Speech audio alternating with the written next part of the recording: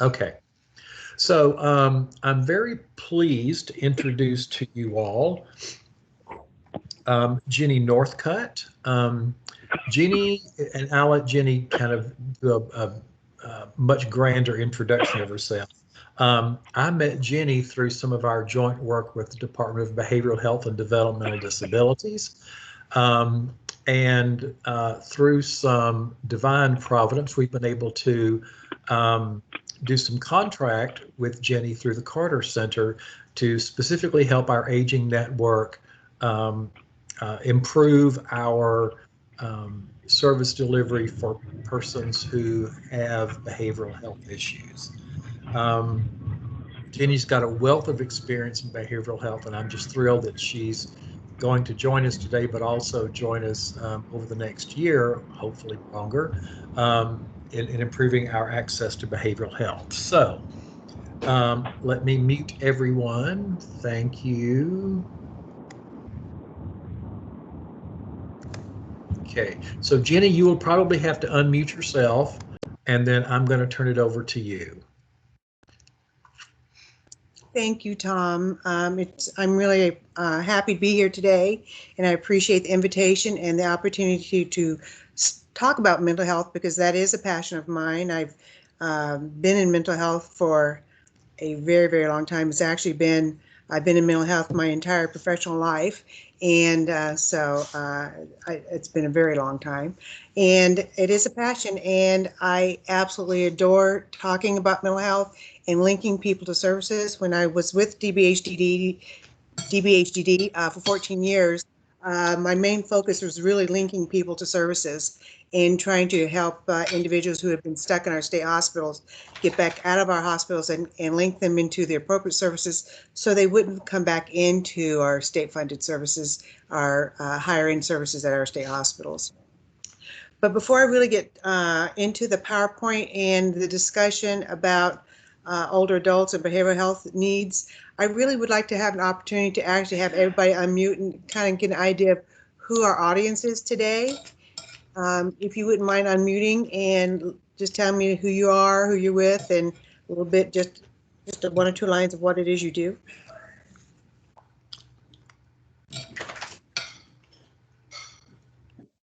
My name is Nikki Dukes, and I'm case management supervisor at the Coastal Area Agency on Aging. Hi, Nikki.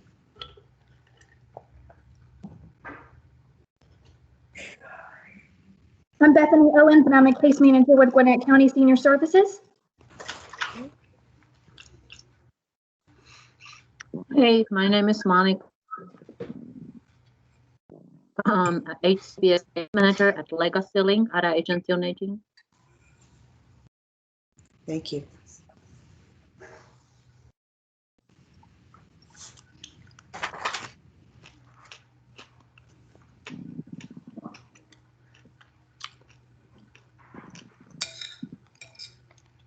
Hello, my name is Victoria Nkemadu, and I'm a case manager at South Fulton Senior Services.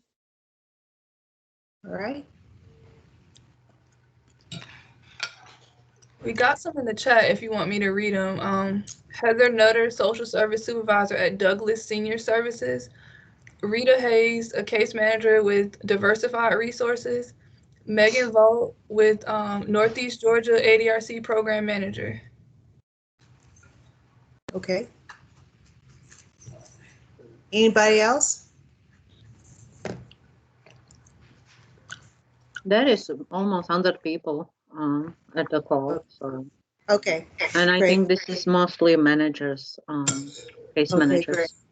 Okay, great. Thank you very much. It's helpful for me to kind of know who it is, the audience I'm speaking with today. And as Tom mentioned, it's going forward.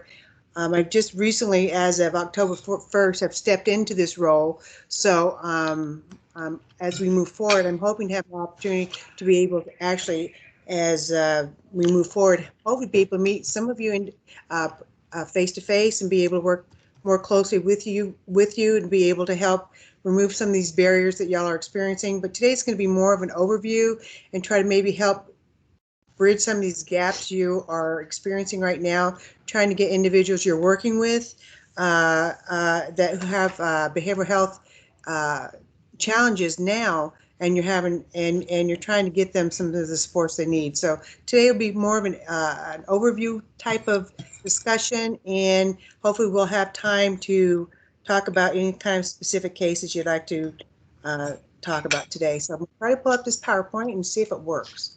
Y'all let me know if you see it. Can you guys see the PowerPoint? Not yet. No. Okay, let me see what I'm doing wrong. Share. Are y'all able to see it yet? Yeah. Yes. Oh, great. Yeah. Okay. Just click to the slideshow from beginning. Yeah. Mm-hmm. And we got it. Look at All us. right. Hey. Well, that's wonderful. I love it when they do. Okay. So anyway, again, this we're really going to talk about, working with those individuals who have behavioral health challenges and doing some coordination between aging and behavioral health. So it's estimated that 20% of the people aged 55 years or older experience some type of mental health concern. Most common are those with a severe anxiety, severe cognitive impairments, mood disorders such as depression or bipolar disorder. This information came from the American Association of Geriatric Psychiatry. So I'm sure this will be the most exciting part of your whole day, and this is just some prevalence data regarding behavioral health disorders in Georgia. And so according to the National Survey of Drug Use and Health, over 1.3 million Georgia 18 years of age or older experienced mental illness in the past year. This is based on 2012 data, which represents 18% of the state's population. For those 12 years or older adults, 9.3% of that population in the past year had both illicit drug and alcohol use. Of 584,000 individuals that needed treatment for drug and alcohol use in 2010, 2011, that needed it did not receive any type of treatment. And that's from the Substance Abuse and Mental Health Services Administration's data site. This is the most current data I had. I was unable to get any more current data before this training. I didn't have enough time to pull more data together, but I will have hopefully some more current data here in the next couple of months. It says about 19.8% of older adults have a diagnosable mental health disorder during a one-year period that can create such functional impairment, poor health outcomes, and even increased rates of mortality. That translates to 294,000 older adults per one-year period. So Georgia can anticipate 5.97% prevalence of serious mental illness among older adults. That's about 89,000 individuals in a one-year period. And that's based on a gap analysis back in 2005. So what this is a picture, and I don't know if y'all have ever seen it. I've been out in Millersville, Georgia, but this is the picture of the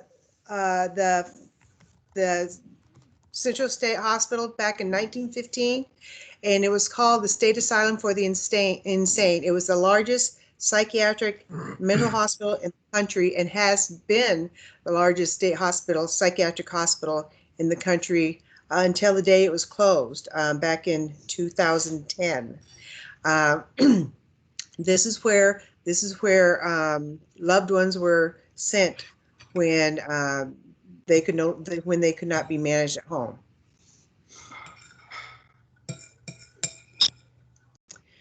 So I just want to talk a little bit about stigma.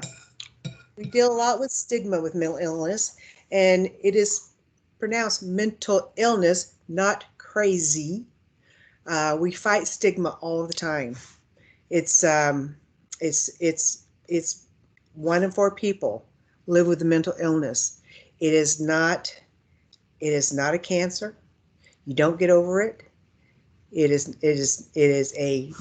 an illness. You live with it. You get treatment with it. You can recover from it. It does not mean that you're abnormal. It means you have a medical condition. And we have to constantly continue to educate people that it is a medical condition. A lot of people have it. Out of all the people that are on this call, on this meeting today, 1 out of 4 of us in this room have some type of mental health issues they're probably dealing with. So senior mental health issues are actually treatable. There's a lot of stigma placed on the aging. You know, dementia is blamed for everything from depression to periodic bouts of absent-mindedness. So when I was doing a little bit of research, I came across 5 myths that prevent older adults from getting treatment. Myth number 1, senility. Dementia is a normal part of aging. It's not. It is not a normal part of aging. Dementia actually is normally, most likely, a cause of dementia is organic. That the dementia that somebody is experiencing is most likely a dementia secondary to having a vascular event, having a stroke, but it is not a normal part of aging. Myth number 2, depression is common amongst older adults and it's not treatable. That is not true. Depression is not common amongst older adults. Things happen as people become older.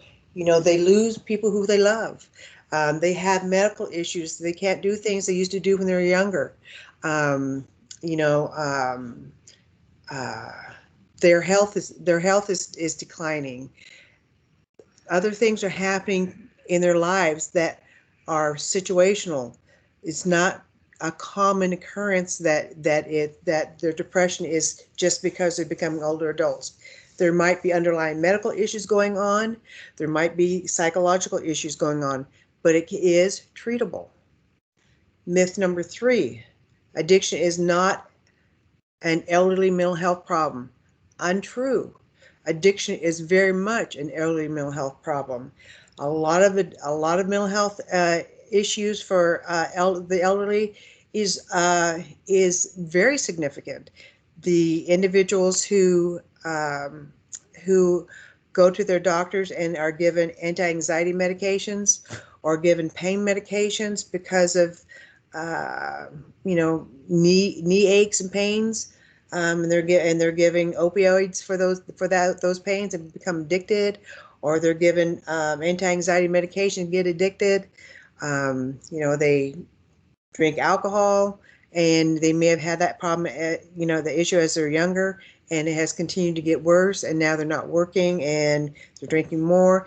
It is an issue and it is a problem, and it can be addressed and it can be treated. Myth number 4, seniors don't respond well to senior mental health treatment because they are set in their ways. Not true. One thing this pandemic has really shown us is that seniors are not set in their way.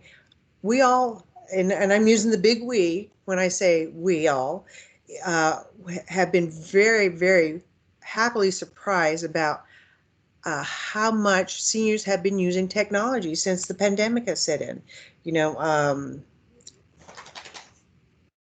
They've been doing telemedicine. They've been FaceTiming with family members. They've been emailing back and forth with family when they haven't been able to have face-to-face contact.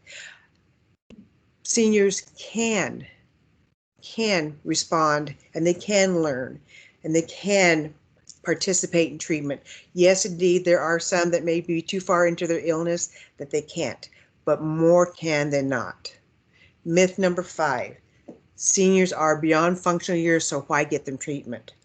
Just because you're old doesn't mean that you can't have a good functional life. Don't throw away the individual just because they're old. As y'all know, the more active and the more reason to live, the longer they live. So the challenge. Historically, there's been that disconnect between services for people with behavioral health needs who are over 65 and providers of aging services that are often unaware of those behavioral health resources and vice versa. So back in fiscal year 2017, DBHDD was looking at some data and noticed that there was an 83% drop in the number of individuals served by DBHDD in the community from ages 55 to 65 and from ages 66 to 85. Now we think that, you know, we have some ideas as to why that might be happening, and one of those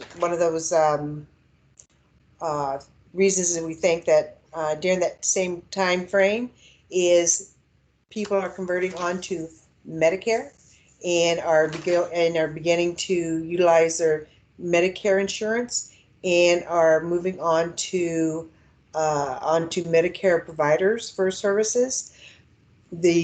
Some of these individuals are having more neurocognitive issues and are being encouraged to seek other types of services other than behavioral health services because of those neurocognitive issues. And three, that the other issue that we are looking at is the mortality rates of people as they continue to age. We're also seeing that, you know, that the challenge of the screening and the screening tools for behavioral health conditions in the populations in the professional settings, such as the physician's office and at the adult day centers and at the other professional offices that are working with older adults. That are they actually being screened for behavioral health conditions? And if they are being screened for behavioral health conditions, are they then being referred for behavioral health supports if they're being identified? Pharmacology trends, that there are increased antidepressant use and decrease of psychotherapy and potentially other valuable treatment options. You know, that people are going and seeing their primary physician and getting antidepressants and you having a decreased use of psychotherapy or other type of group therapy kinds of options that would be beneficial. Getting prescribed antidepressants without a diagnosis.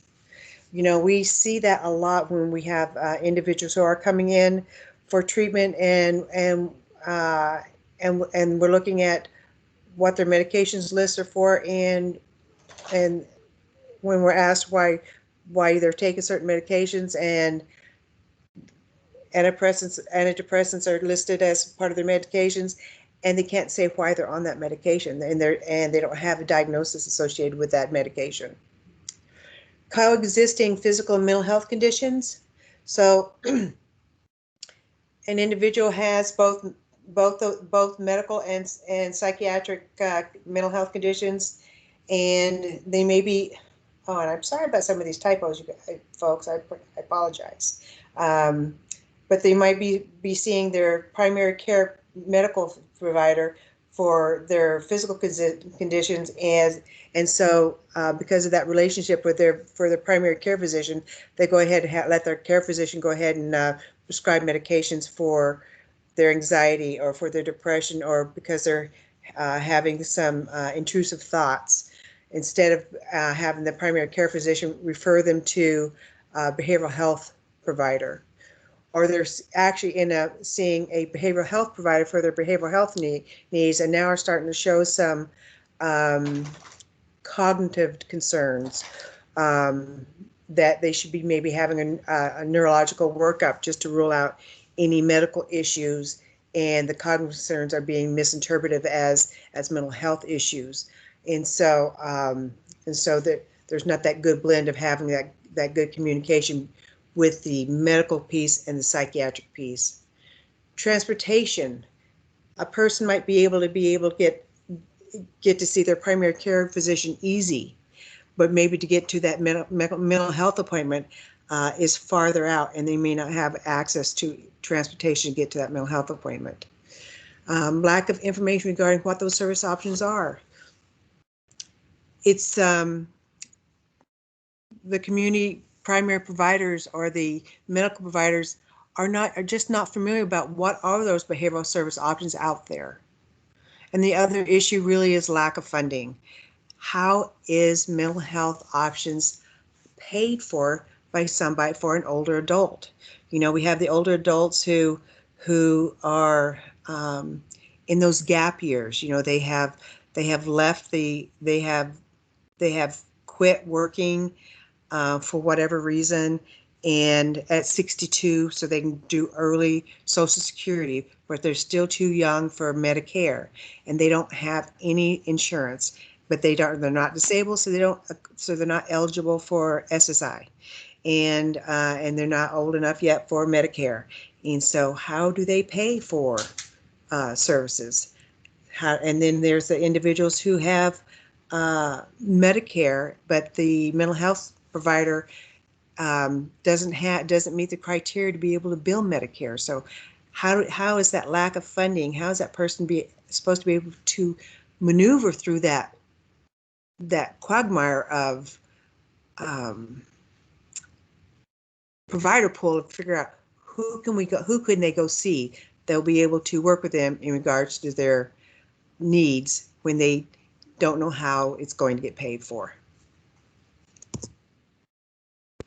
In Georgia, we really focus on recovery. Anybody with a behavioral health condition being psychiatric, addictive,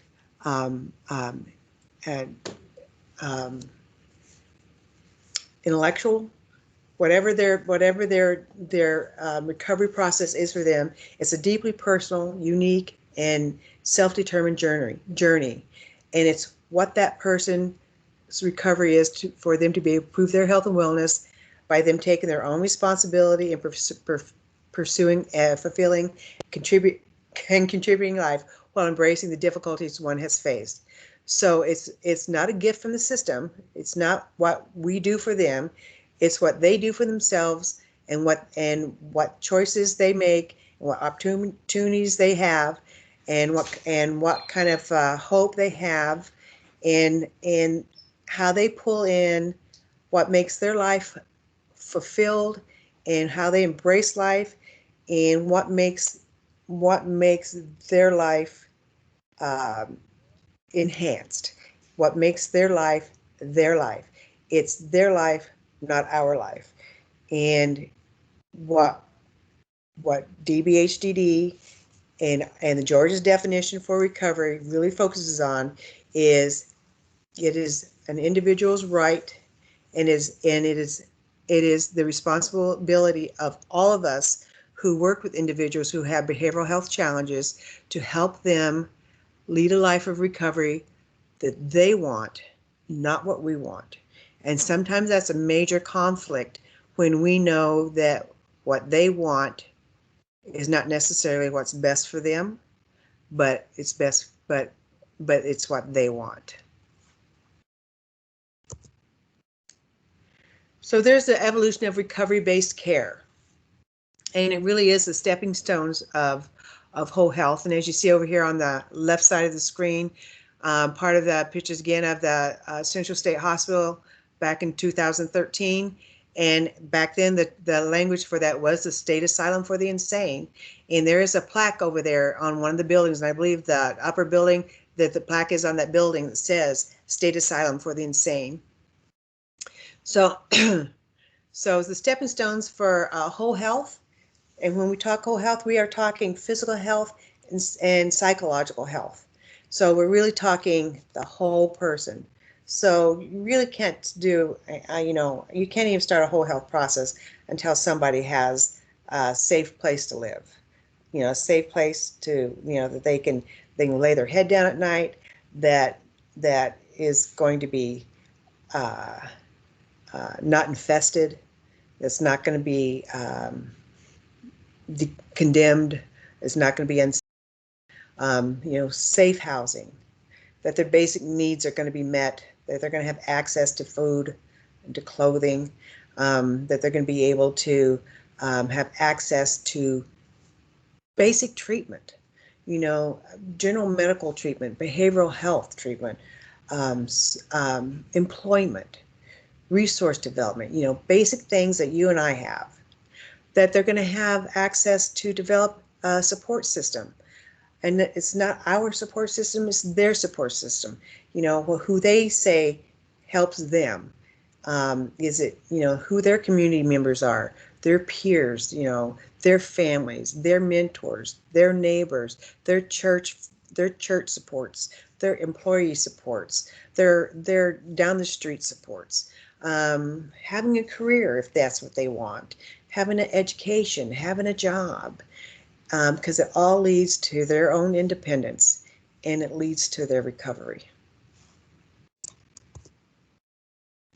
So the guiding principles and values to recovery, and again, I'm going over this because this really is, when we talk about behavioral health, we are really talking about recovery.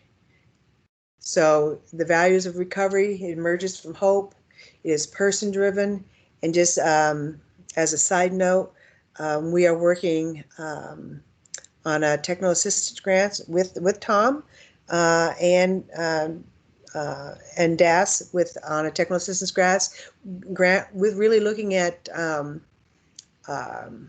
person-centered language, and that will be person-centered language throughout all of our systems, so that we're all kind of using the same language. And we're all talking the same way, that person-centered is person-centered. So it's persons-driven, it's strength-based, it's age-independent. So, you know, a recovery for somebody who is 20 is going to look different than recovery for somebody who is 65.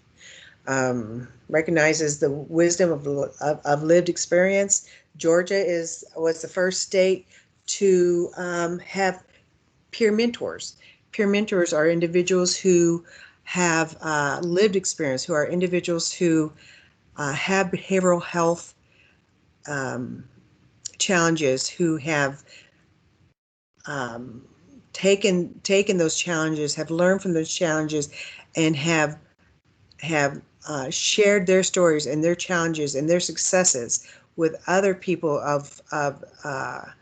who have behavioral health challenges, and said, hey, you know, I've walked your walk, and this is what has worked for me, and this is what hasn't worked for me, and there is a way to move forward, and let me walk this walk with you. And Georgia is also the first state to actually get Medicaid reimbursement for peer mentors, and and we have just really been a strong advocate for peer mentors and recovery.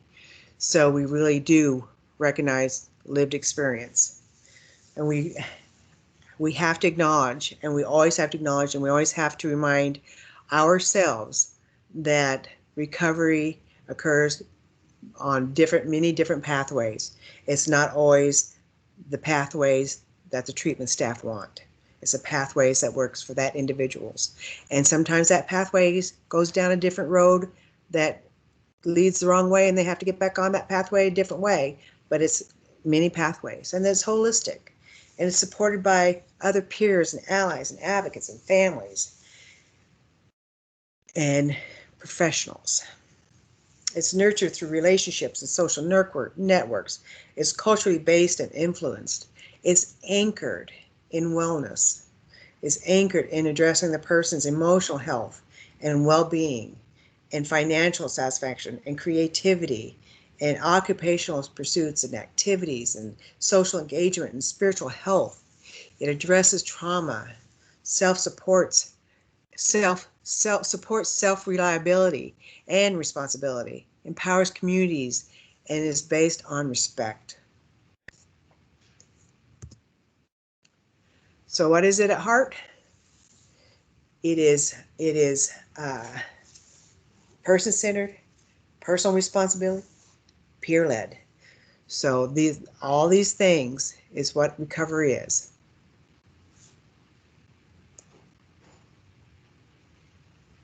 Faith, family, community, relationship, sense of purpose. I don't know how long y'all have been in the business working with older adults, but when I first started working in the business, individuals with behavioral health needs, it was felt that they couldn't get better. It was felt that, you know, once you were diagnosed with a mental health illness, that's it. You know, you're going to be on Social Security the rest of your life, and that's it. You're not going to get any better. And you know, if you don't have a sense of purpose, then you're not going to get better. And boy, I'll tell you, once people change once professionals changed their outlook and and started looking at individuals with the recovery model, oh, it's just amazing how individuals, once professionals really started embracing the recovery model, that how individuals had a sense of purpose and they just bloomed. Better housing, primary health care, behavioral health care, more employment. Individuals with behavioral health needs work. They work. They work in DBHDD. They work at DAS. They work at ARDC. They work everywhere. They're well.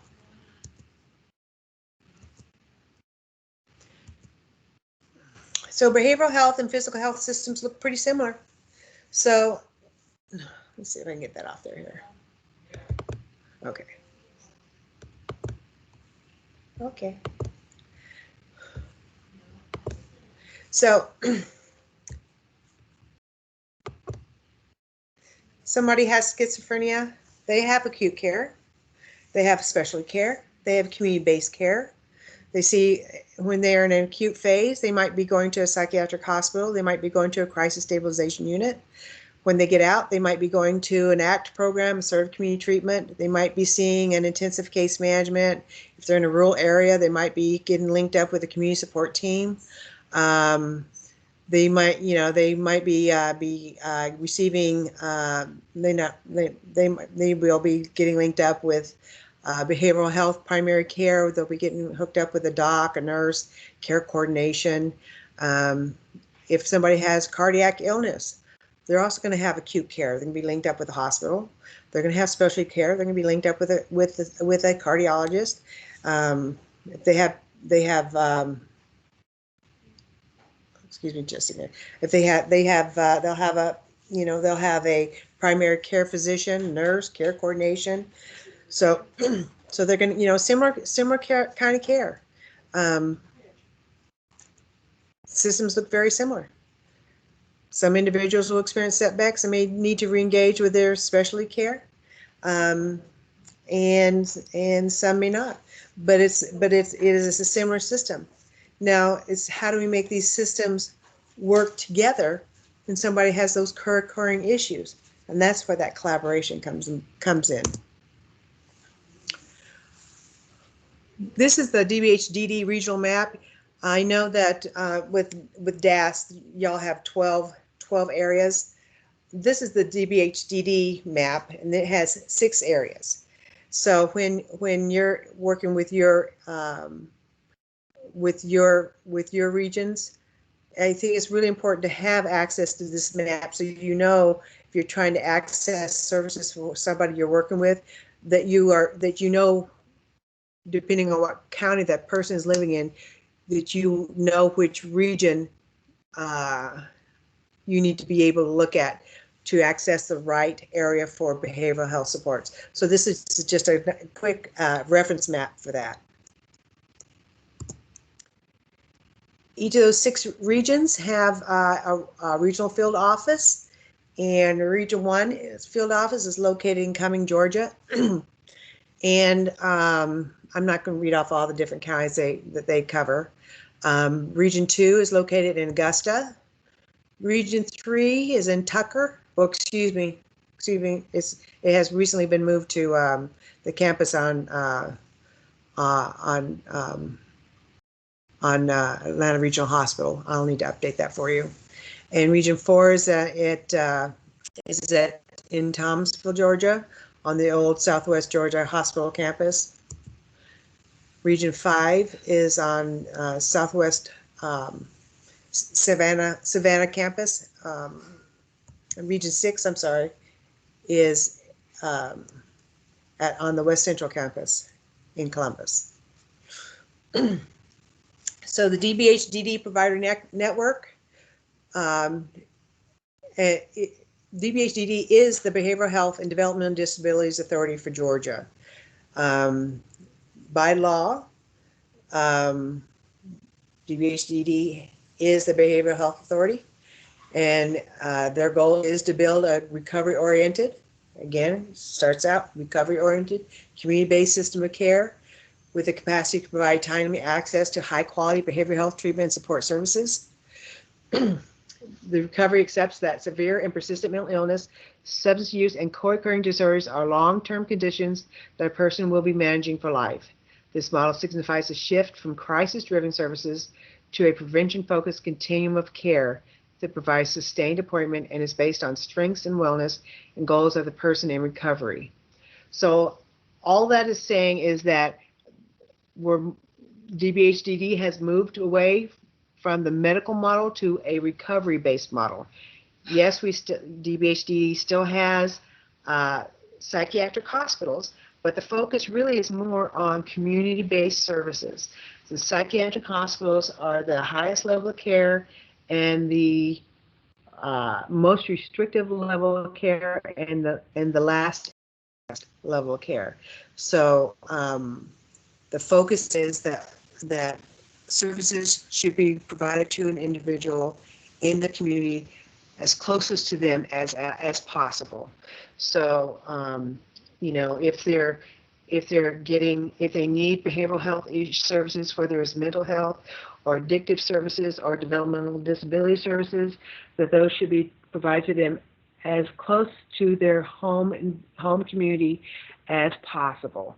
It's not always possible, but if possible, as close to their home community as possible. Because of that, DBHDD has enlarged their access to crisis stabilization units. There are crisis stabilization units in every region of the state now. And of the 6 regions, each region has at least one crisis stabilization unit and at least one behavioral crisis center.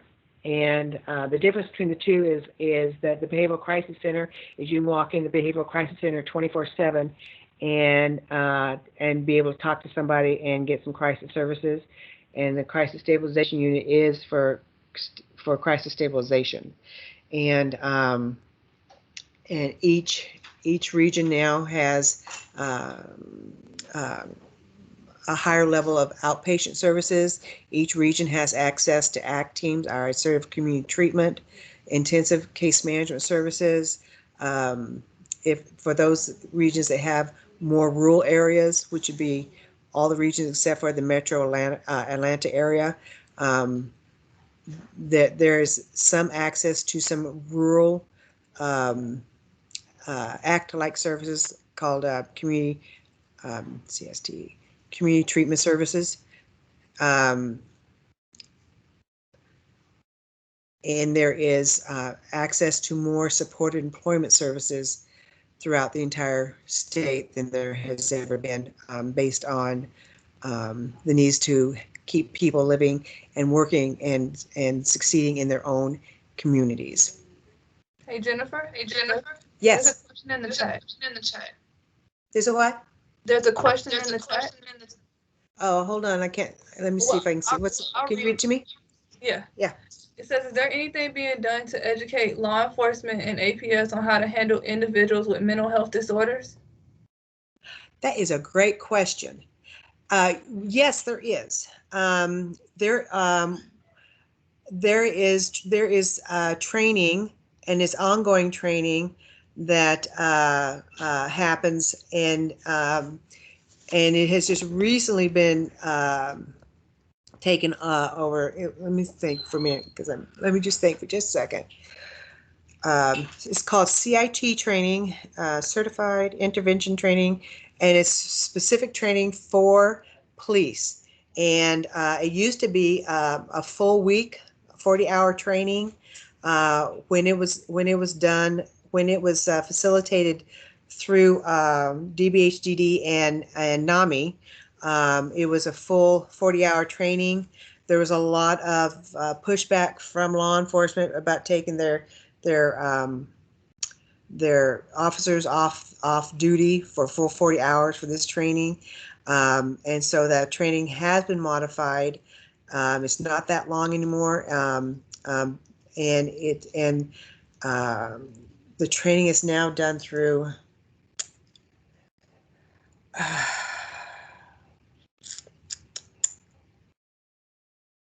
the training is now still being done, is still now being done, and DBHDD does participate in some of the training. But we're not owners of the training anymore. But I will get some clarity on exactly who's doing the CIT training, and I'll get that information.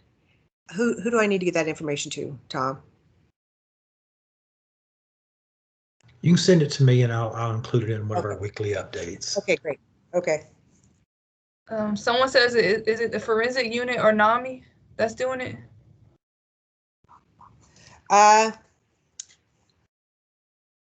No.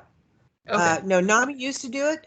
I don't think NAMI is doing it anymore. NAMI used to do it with DBHDD, but I believe somebody else is doing it. But let me get it clarified so I give you guys for sure the right answer, okay? And I'll get contact information. But there is still training. It is not as robust as it used to be, but it is still happening. And I will find out if it has been made mandatory yet or not. There has not been. It has never been mandatory. We've always been pushing for it to become mandatory. That all officers that whether they're sheriffs or marshals or police or SWAT, whatever kind of legal enforcement, that they've all had CIT training. And I will tell you that more than not, there are more officers in Georgia that have had CIT training than not. And that if you have somebody, if you're working with an individual and law enforcement gets involved and you know about that, if you will ask if there is a CIT, and that's all you have to say, if there's a CIT trained officer available, if you ask for one and if there's one available, they will send a CIT trained officer to the scene. Awesome. Thank you. Uh-huh.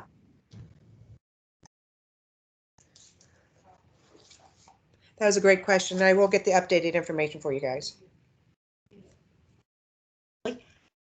That's all I've got. This phone. Do we get electricity? We get a damn mess. Yeah, I see. Huh? Clay, did you get something? I'm sorry? I think they weren't muted. Oh. Well, there's a cute little kid on the phone. That was a cute little kid. Okay. Do we have any other questions? Can we take like just a minute break? Because my brain's tired. Can we take a minute break here and anybody else got a question before we move forward? There's none in the chat so far. Okay. And thanks. Whenever you have one that pops up, just please stop me, okay? Okay. Thanks. So our DBHDD provider network is comprised of 3 tiers. So our tier 1, those are our community comprehensive providers. Those are our CSBs, our community service boards. These are our public safety net providers. These are the folks that DBHDD relies on to offer our core benefit package and some specialty services. These are the DBHDD providers that DBHDD relies on to be our safety net providers, that if these are the ones that if nobody else will serve this individual, this is who we rely on the CSB to serve. Our tier 2 providers are individuals who are Medicaid only providers. These are people who will work with people who have mental health issues, but they will only take Medicaid. And then there are tier 2 plus providers. These are individuals who are Medicaid only providers, but because they do such really good work in certain areas, DBHDD might have a special contact with them to do certain things, such as there are some Medicaid only providers, like American Works is a Medicaid only provider, but they do such a good job in some areas that DBHDD, excuse me, I have to get out of the we thing. DBHDD contracts with them to provide ACT services. They contract with them to provide some residential supports because they just do a remarkable job on some things. They do remarkable work with supported employment. So, you know, DBHDD contracts with American Works to do several different specialty services for us that even though they are a Medicaid provider, we have a special contract with them to do some additional things. But those are the different tiers that DBHDD works with. There are also, of course, private providers that, you know, bill for private insurances and private pay. They're not part of the DBHDD provider network, and you know, we're not part of them. That would also be inclusive of private insurance, which would also include Medicare. They're not part of our network. So what is a CSB? Again, CSB is our community service provider. CSBs actually used to be part of the state mental health. And back in 1994, they broke away and became their own entity. And again, you know, their thing was to operate as our safety net provider. And they're supposed to then, you know, be able to work as a nonprofit and exercise essential government functions. They're able to do contractual agreements with the state and other entities so they can get other types of funding besides just state funding. They have a board of representatives that are appointed by the county commissioners that they're assigned with, and you know, and they're able to leverage funding from other resources to be able to serve a larger group of folks. So they get state and federal funds, they get Medicaid, they get county contributions, they get Medicare. Not all CSBs get Medicare, and I'll tell you about that in just a second. They can get maybe VA. They may have a contract with the VA. They might have different private insurance companies with them.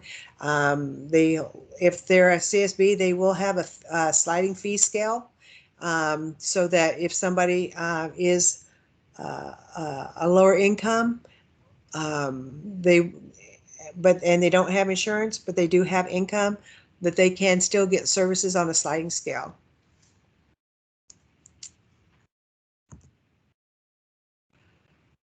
So the different service lines on for the mental health center system. Mental health and wellness. You know, there's psychiatric nursing services, crisis services, screening and assessment. And I just want to stop here really quickly and talk about screening and assessment. For the older adult population,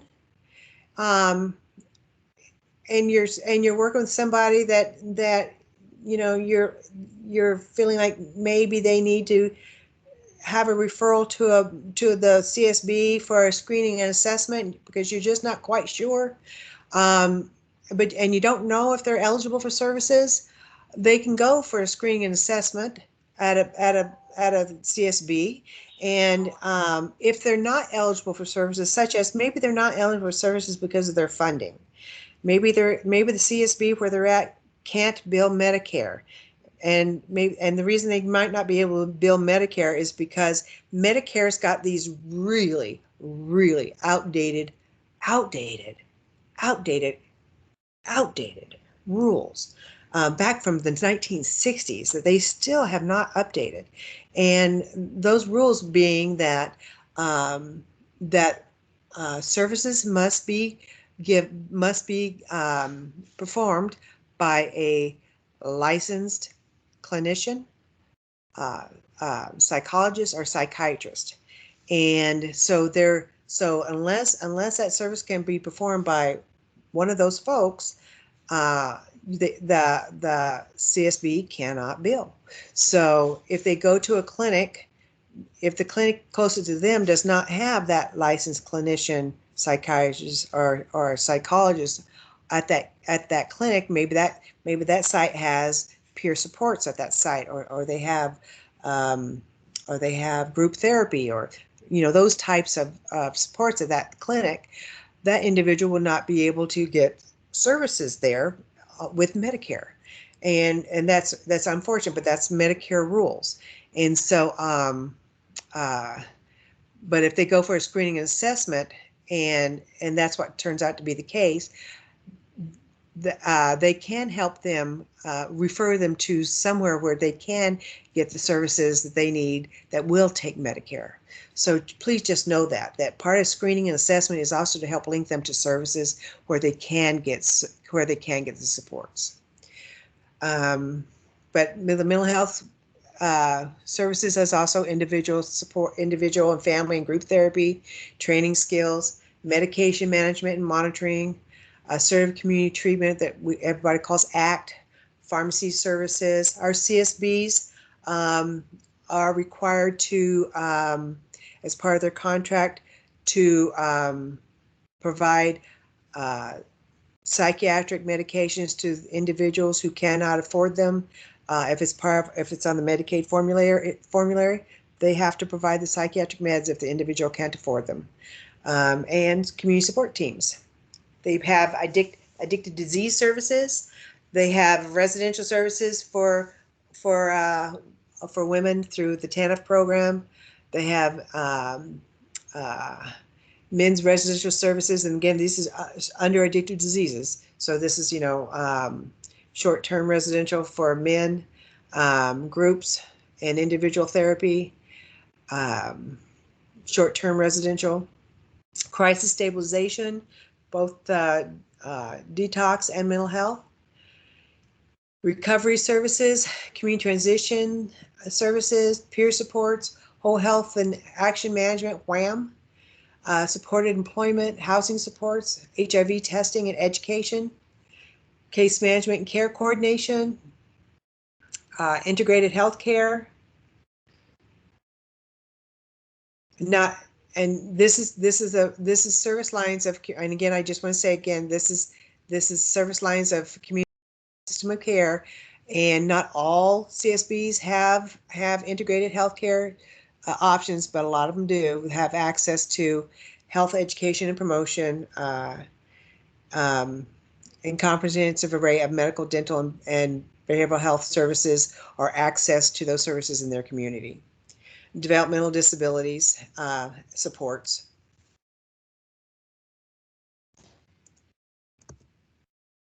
So Georgia is ranked 49th in spending per capita.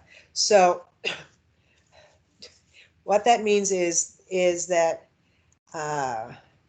Georgia spends $46.54 on an individual for their behavioral health care. In Delaware, they'll spend $106.04 for an individual's health care. District of Columbia, they'll spend $360. So we're cutting down at the bottom of the ranks for how much we spend for somebody's mental health care in the country.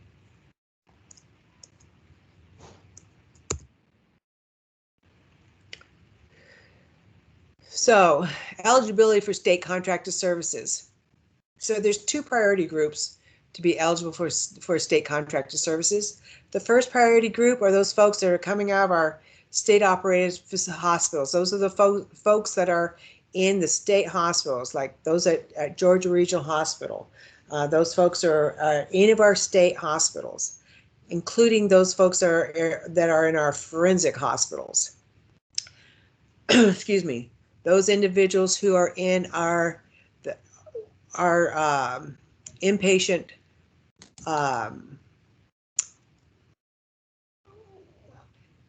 those individuals who are in our state-funded inpatient beds. So we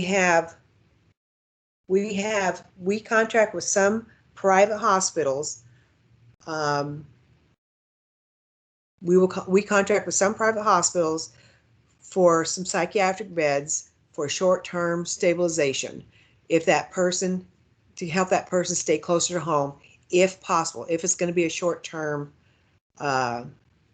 hospitalization, so they don't have to come to the state psychiatric hospital. But we want them to be able to get services quickly so they can get out of that hospital. If they are in our crisis stabilization units, they would take priority in getting services so they can get out of those crisis stabilization units and get back into their community. The faster somebody is out of those beds and back into the community, one, it opens up beds for somebody else who is in crisis and keeps that continuum of care moving. So, you know, if those beds don't get opened up, then there's that backlog. People can't get in to get stable, and they're sitting in the waiting rooms, in the emergency rooms, waiting to get served. Our second priority group for services are those folks with the history of one or more hospital admissions for psychiatric or addictive diseases within the past 3 years. Individuals who have a history of one or more crisis stabilization units admissions within the past 3 years. Individuals with court orders to receive services, especially related to restoring competency. So those folks who've been in trouble with the law. Individuals under community supervision with mental illness or substance abuse disorders or dependence. Individuals released from secure custody that have mental health illness or substance abuse disorder or dependence. Individuals aging out of home placements or transitioning from child and adolescent services and are clinically appropriate for adult services or developmental disability services. Pregnant women, individuals who are homeless, or IV drug users. Those are the priority populations that DBHDD funds services for.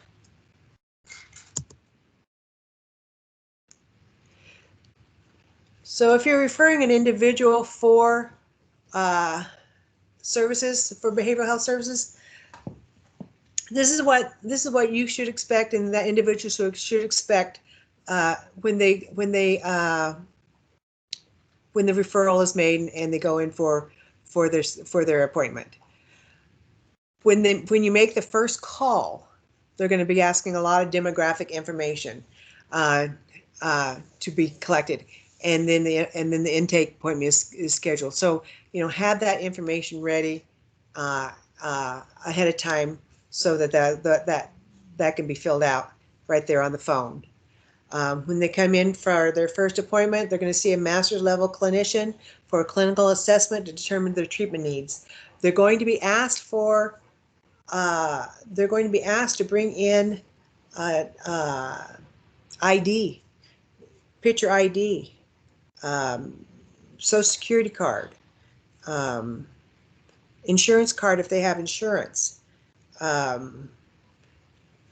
check stub. If they don't have a check stub, W-2, their last W-2, you know, all those types of things, they're going to ask for that type of stuff. Bring that in when they come in for those appointments. When they come in for that first initial assessment, they will be scheduled to see a doctor or a nurse practitioner for a diagnostic assessment. Sometimes it can be done on the same day. Sometimes it can't. It just really depends on what the individual situation is. and what the availability is that day. If you're scheduled for a next appointment, for the next appointment, that's usually with the same clinician who did the clinical assessment. And then the services will begin as soon as the assessment process is completed. Now, I'd like to tell you that that goes smoothly and quickly. It doesn't. And when it doesn't, and you feel like it's going way too long, that's when we really encourage you to reach out to your regional field office. And again, a couple of slides earlier, I posted those regional field offices, reaching out to them and saying, hey, we need some help. You know, we're trying to get this person linked to services and it's taking too long. And they will help that get moved forward. There's a little bit different process if you're trying to get an older adult enrolled for DD services, and because they have to meet a specific eligibility process. And first off, they have to be Medicaid eligible because this is a Medicaid waiver program. They have to have a developmental disability or chronic condition that is developed before the age 22, and there has to be documentation that supports this. So there's an application process that needs to be completed, and the screening has to go through the intake and evaluation process, evaluation office at DBHDD.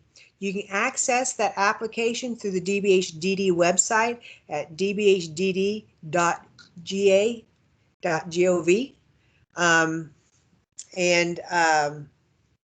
And you can pull that off. I apologize, I gave you the wrong. I was giving you actually email. It's dbhdd.gov is the web address, and you just pull down services. You do disabilities, intellectual disabilities, and then you do waiver application or application for services. And you can pull down the application right from the website.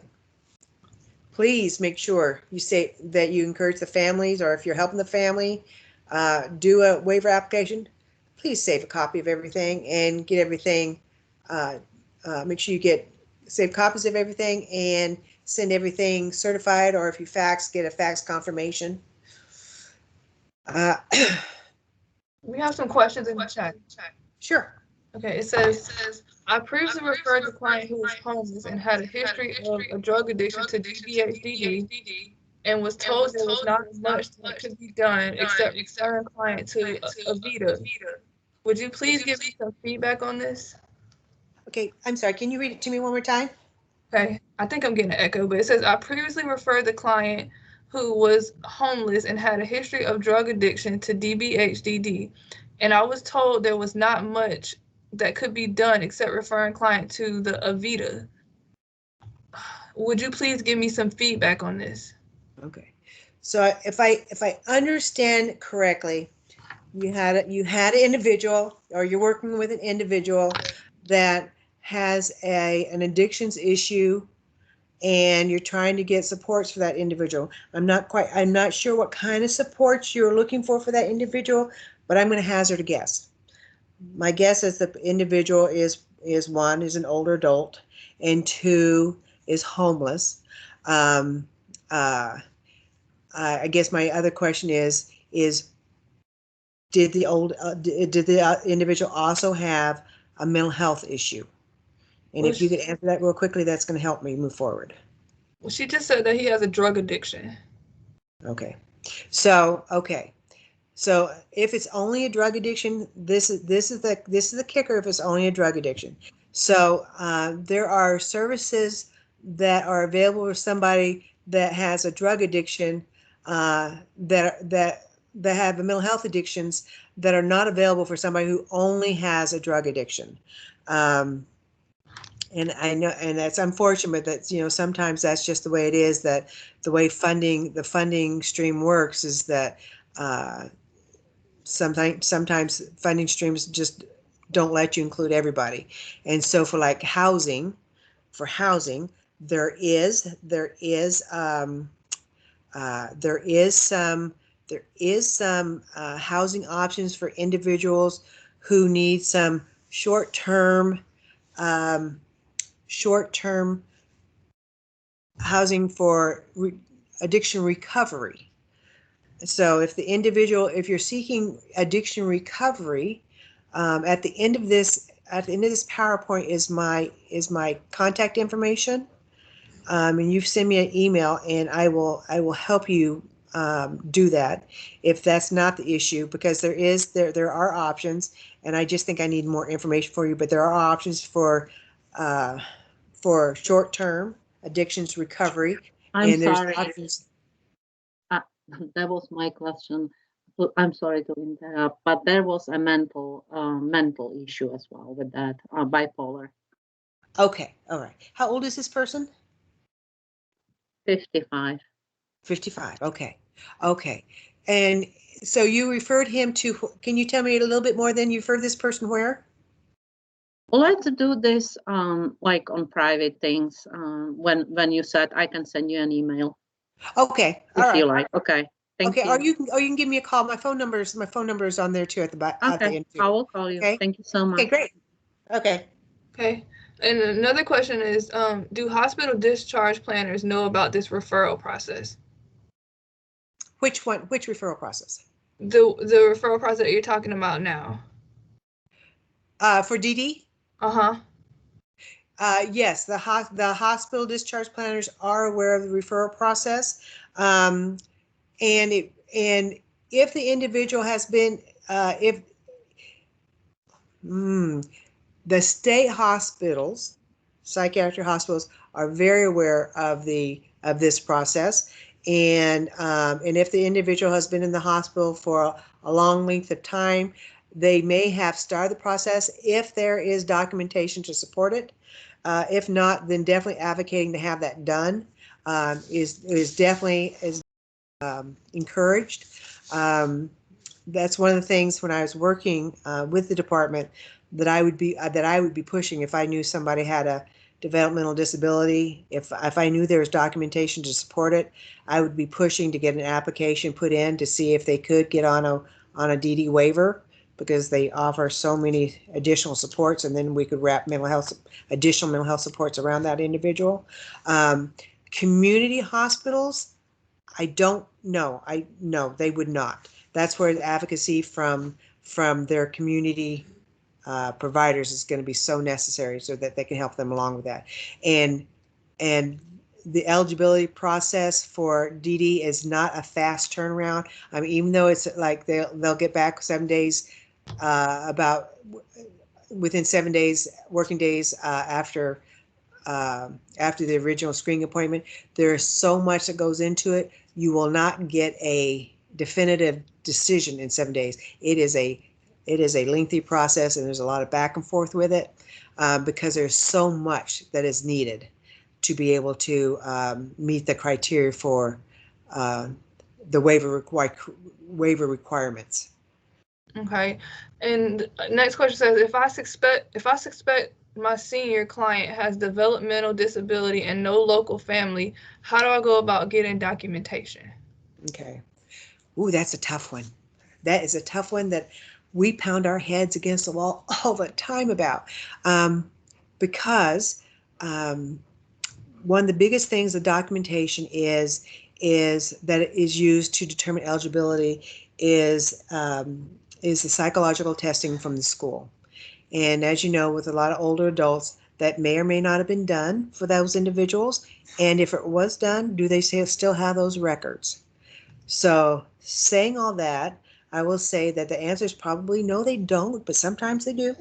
But if they don't, all hope is not lost, because you can still put in an application, but you have to have somebody in that person's life, even if they're not here in Georgia, that is a reliable witness that DBHDD can interview, that they can then write a, you know, that they can make a legal statement saying that they interviewed, you know, Johnny's aunt, and Johnny's aunt is a reliable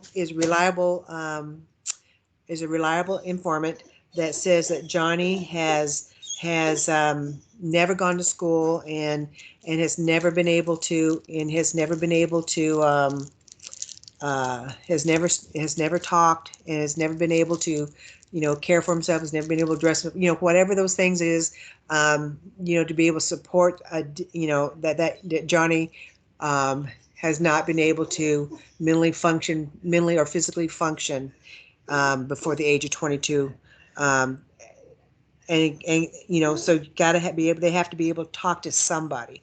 So if they can do that, and they probably, then there's a possibility that that person can still get a waiver, but they have to be, DBHDD has to be able to interview a reliable witness. So it would take some sleuthing on your part, but it can be done, and I have seen it happen. And I have seen it happen on people that we have tried for years to find somebody who could tell us, could give us something. And we'd have social workers that would not give up. And we've had people get a waiver that we didn't think we were ever going to find a witness who could give us, you know, a credible information. You know, you could, if you had like mom who is the witness, and mom can't tell you what she had yesterday for breakfast. She may not be a good, reliable witness. It's got to be somebody who can, you know, be a reliable witness. And I hope that helps. Jenny, can I'd like to piggyback on a couple of the questions. And sure. In a couple of the previous slides, you talked about who are the priorities for DBHDD services, and there didn't seem to be a whole lot of wiggle room for some of the clients that our staff works with. In other words, they're not already in, you know, a facility or transitioning out of facility or those kinds of things.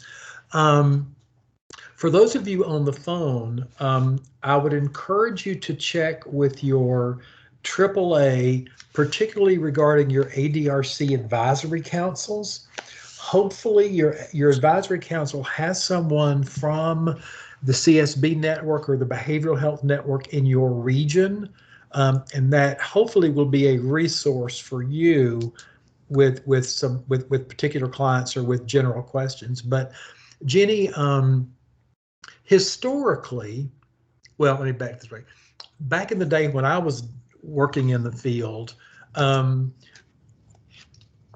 we sort of knew some of the, I want to call them shortcuts, but some of the buzzwords and the ways of doing things that could sort of hedge our bets on them being successful. Uh-huh. Are there any of those that might help us increase the likelihood that our folks may be able to get access? Because one of the things that concerns me is that often it'll take a good bit of work just to get somebody to the point where they're willing to look into treatment options. And the more challenging that becomes, the less likely they are generally to follow through. So do you have any sort of helpful hints or those kinds of things that might be helpful? That's a good question, Tom.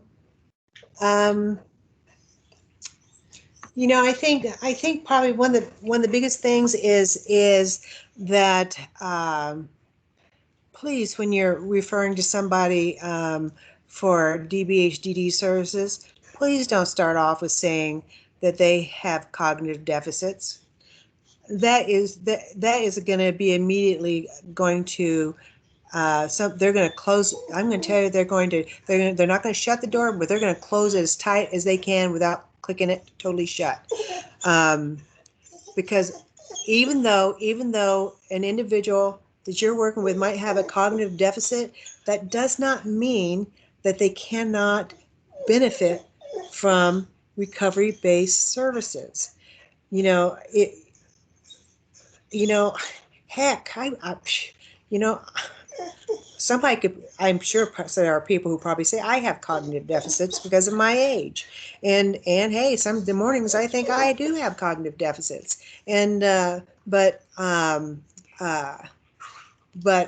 you know, just because you're of a certain age, or just because, you know, you're not as sharp as you were like 2 years ago, doesn't mean that you can't still learn, and doesn't mean you still can't benefit from treatment. So when you use the words of saying, you know, when you say to somebody that the person has cognitive deficits, immediately they'll you know, a clinician or an intake worker is going to say, oh, they're not going to benefit, they're not going to learn. And that's not the case. That individual probably they may be able to learn for another 10, 20, you know, 15 years, or they may be able to only learn for a month or two. But if that person can benefit for another, you know, years, then, you know, we want them to be able to benefit from that from years. If they can't truly benefit, then they truly, you know, don't put them through that process. But if they could benefit from those extra supports, so I would say try to get away from using the word cognitive or cognitive deficit, or that type of language, or you know, or that, you know, or anything that would allude to them having any kind of memory impairment kinds of issues versus well, you know, I would use language, if it were me advocating for somebody, which when I do advocate, I do say stuff like, well, you know, as we all do as we get older, you know, my memory as well as, you know, Joe over here isn't as good as it used to be, but it's still there. But it's not as good as it used to be. So, you know, really truly, don't use cognitive deficits. I think that's probably the biggest thing I can really tell you to try not to use. All right. The other thing for those of you that are on the call in the field, if you don't have someone in the behavioral health network that you can pick up the phone and call with a question, you need to find that person and develop that relationship with them. Because just like aging is this behemoth, you know, bureaucratic sort of thing, most state agencies are. And so trying to figure out how to access that network, or how to, you know, get services, you really need a person that you've gotten to know. So if you don't have that person, I don't know how you're going to do your jobs without it. So please find those folks. So thanks, Jenny. I just wanted to throw that in. So You're welcome.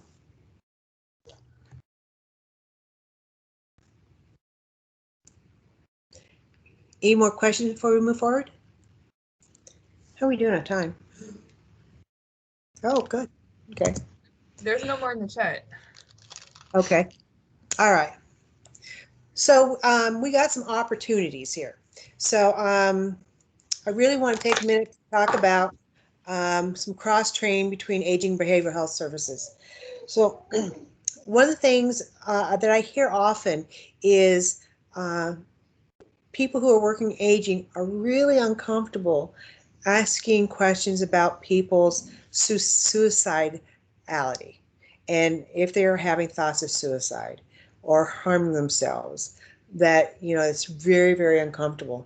And I hear you. You know, I've been there. I remember that. And I remember the first time I sat in a treatment team meeting with somebody, and they're asking somebody questions about, you know, their feelings about suicide, and they were just asking it like a question about, like, well, hey, you know, what, have you been having thoughts about killing yourself? And I'm thinking, well, my God, you know, they're just like spitting it right out there. But you know what? Because they just said it like that, and they just said like, hey, you know, it's just like, we just want to know, are you thinking of killing yourself? And it was just like, just you know, we just want to know. You just would not believe how many times they would get a response, yes or no, or, you know, it was just like, we're not having any, you know, we're not having any judgment here. Are you or are you not? And I just remember thinking, wow, because I was always so, when I first went into the business, I was just scared to death. I thought, oh my God, what if they say yes? What am I going to do? even though I had all the training and stuff, it's just that reality of the first time was like, what am I going to do if they say yes? And so I know that that's an uncomfortable feeling to have to say, well, what am I going to do? So I would really encourage you that if you have not taken mental health first aid or QPR, which is question proof. Oh, shoot. See, cognitive deficits. Question prefer. Oh, shoot. Anyway, there are 2 trainings, mental health first aid and QPR, that are available to you, and it's usually free. And I looked on both our DBHDD website and Mental Health America, who both offer these 2 trainings, but neither of them are offering either of them right now. But I'm going to reach out to both of them and see when they're going to do the next ones, which might be virtually. The last I heard is they were thinking about doing something virtually, which they don't want to do, but in this world that we're having now, they might be doing it that way. Excuse me, I have a dog whining in the background, so I apologize.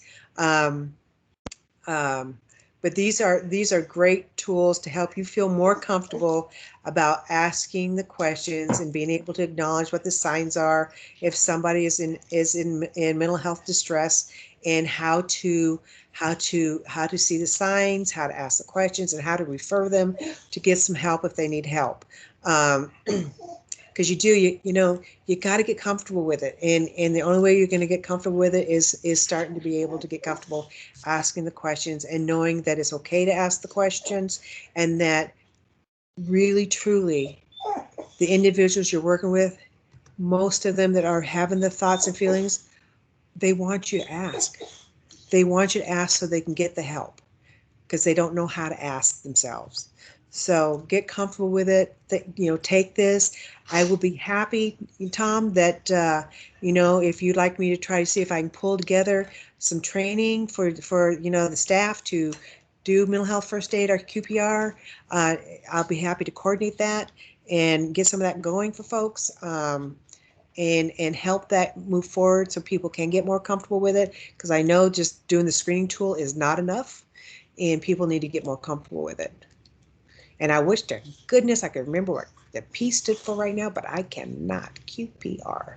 As soon as I hang up, I'll remember. Monthly phone calls to discuss barriers and opportunities. Tom already talked about it a minute ago. Of really reaching out and start collaborating with your behavioral health partners. Reach out and start developing that relationship. Maybe develop a monthly call to talk about those folks that you share.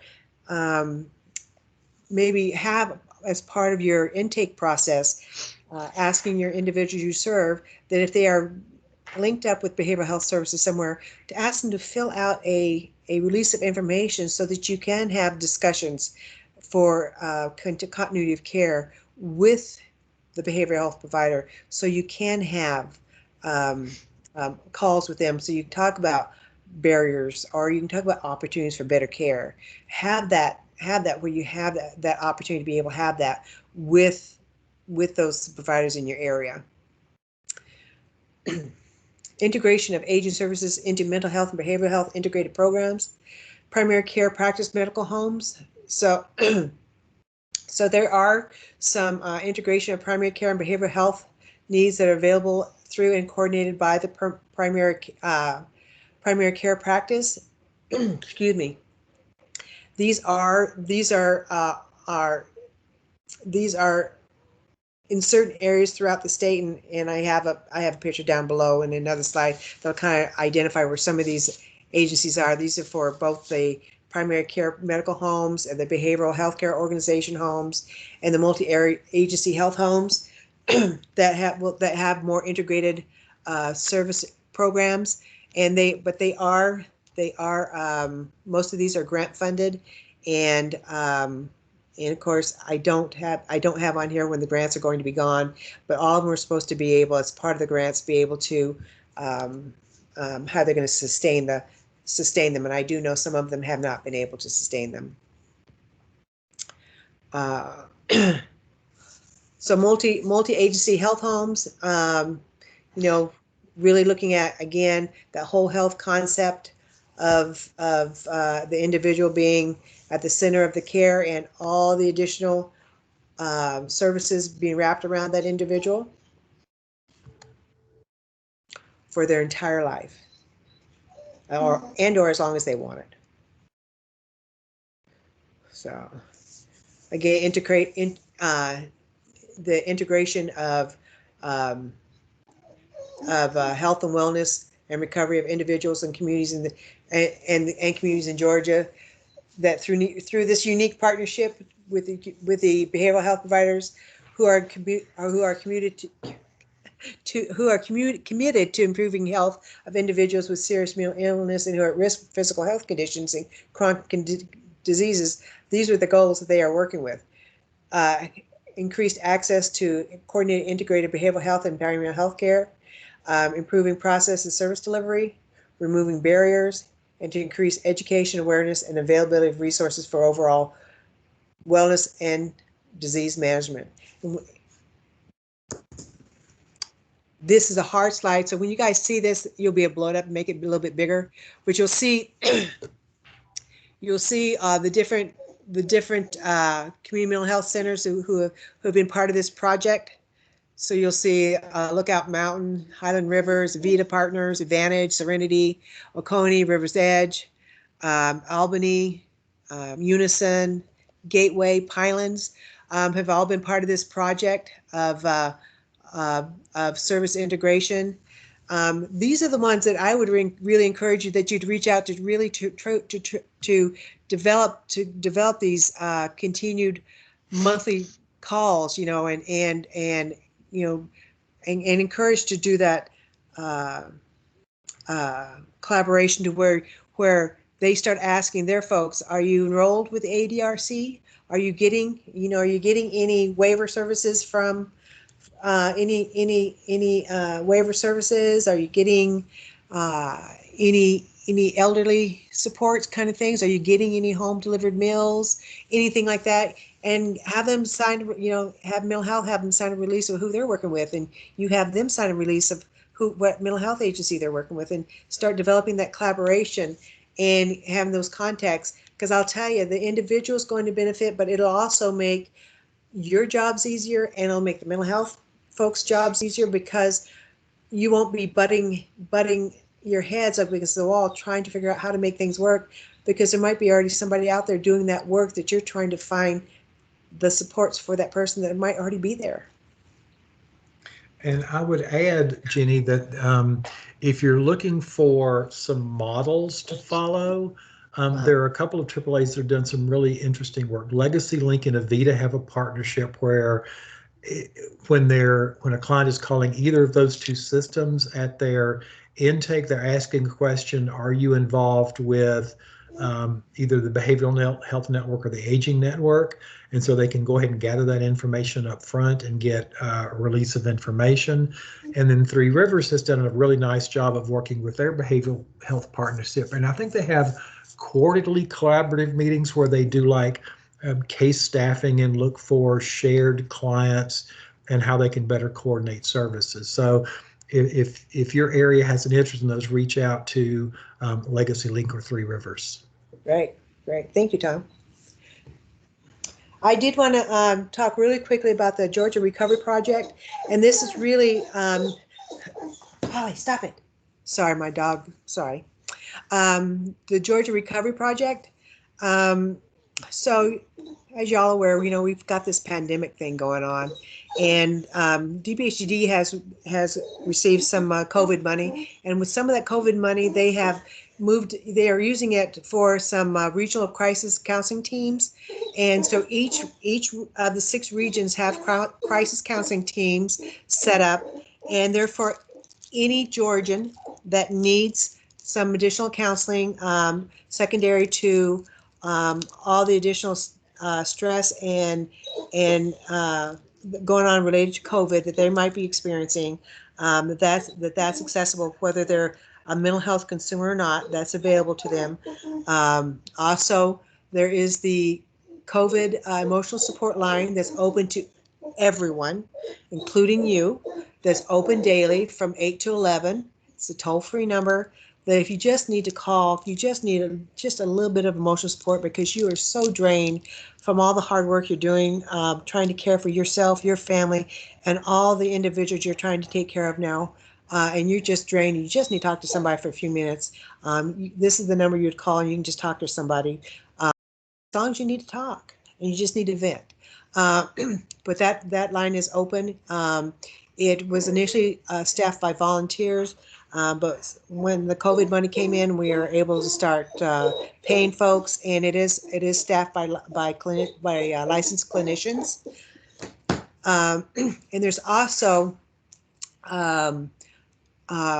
the 2x2 self-care and wellness series, and it is self-care tips and support for managing your life. This was started back in, I want to say it was back in March when the lockdown first started, and the videos, there's video sessions every Tuesdays and Thursdays. I think it's at 2:00.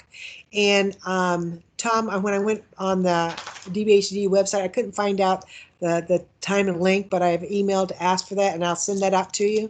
But if you go on the DBHDD website, the first page, and you open it up, and it the first page, of course, on everybody's website now, first page is always COVID stuff. It'll talk about the 2x2 self-care and wellness series. It also has links to past self-care tips that they have recorded. And you can go ahead and you can click those on, and it's like 20 to 30 minutes, just quick self-care wellness series that if you just want to just kind of take care of yourself for a half an hour, go onto the site and click onto that. There also, Mental Health America has some self-care and wellness videos if you want to go in and look at some of those to help take care of yourself. As well as SAMHSA. The SAMHSA website also has some of those, but I did want to specifically share with you, since we are talking behavioral health specifically, and I am formerly of DBHDD, and I was part of this when I was still with DBHDD. I did want to share this with you guys. And I want to end with additional questions, comments, but I did want to let you remember that Albert Einstein said, if I had an hour to solve a problem and my life depended on it, I'd use the first 55 minutes determining on the proper questions to ask. Any questions or comments?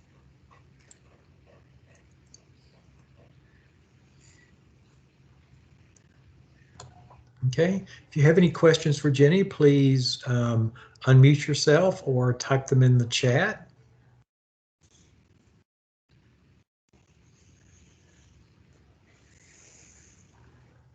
Okay. Okay, here, thank you, very informative. Thanks so much, Jenny. If any additional questions pop up, we will get back with you and do some follow-up, and then we'll go from there. So thank you so much for spending time with us this afternoon. Jocelyn, are you on the call? I am. Okay, excellent. And this is a wonderful segue. I'd like to tell you that I consciously linked these two together, but I can't really say that. It was more of an accident that worked out very well. So we're going to move from the Jenny and the Behavioral Health Network to Jocelyn Chinwise. And Jocelyn, I'll let you give a more formal introduction, but Jocelyn has been a friend of aging for several years in a variety of capacities. And is going to go through some screening tools that we can use to help identify possible issues with behavioral health. So Jocelyn, I'll turn it over to you, and if you want to take control, and off we go. Sure. Do you need to give me control, or do I have? I think you should be able to click on the little camera, little box with an arrow. There we go. Okay, great. Well, good afternoon. I'm so sorry that I missed Jenny's most of Jenny's presentation, because I wish I got to hear what's been covered already. And of course, I know Jenny from working with DBHDD, and am happy that she's been involved in this work. So yeah, I work for Emory University, the Fuqua Center for Late Life Depression. Coming on my 10th year with Emory this year, believe it or not. And we've had a great working relationship with the Division of Aging Services, and have always really enjoyed collaborations, education. So this is certainly where our passions lie.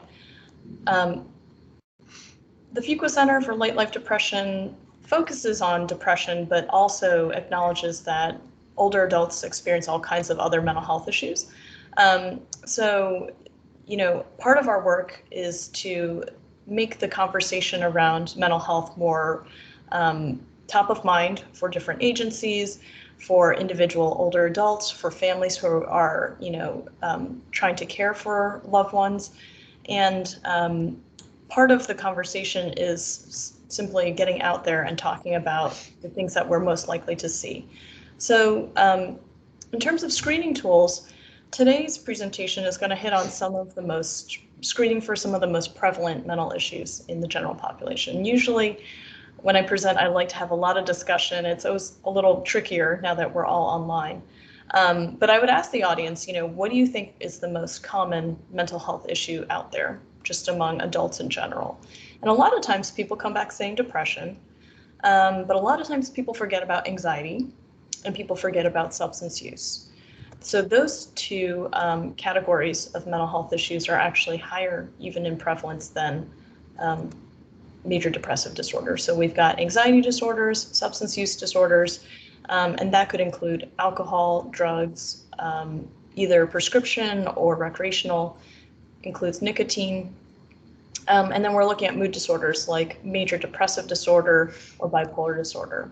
And there's other mental health issues, many other different categories, but these are kind of the ones that you're going to see the most often.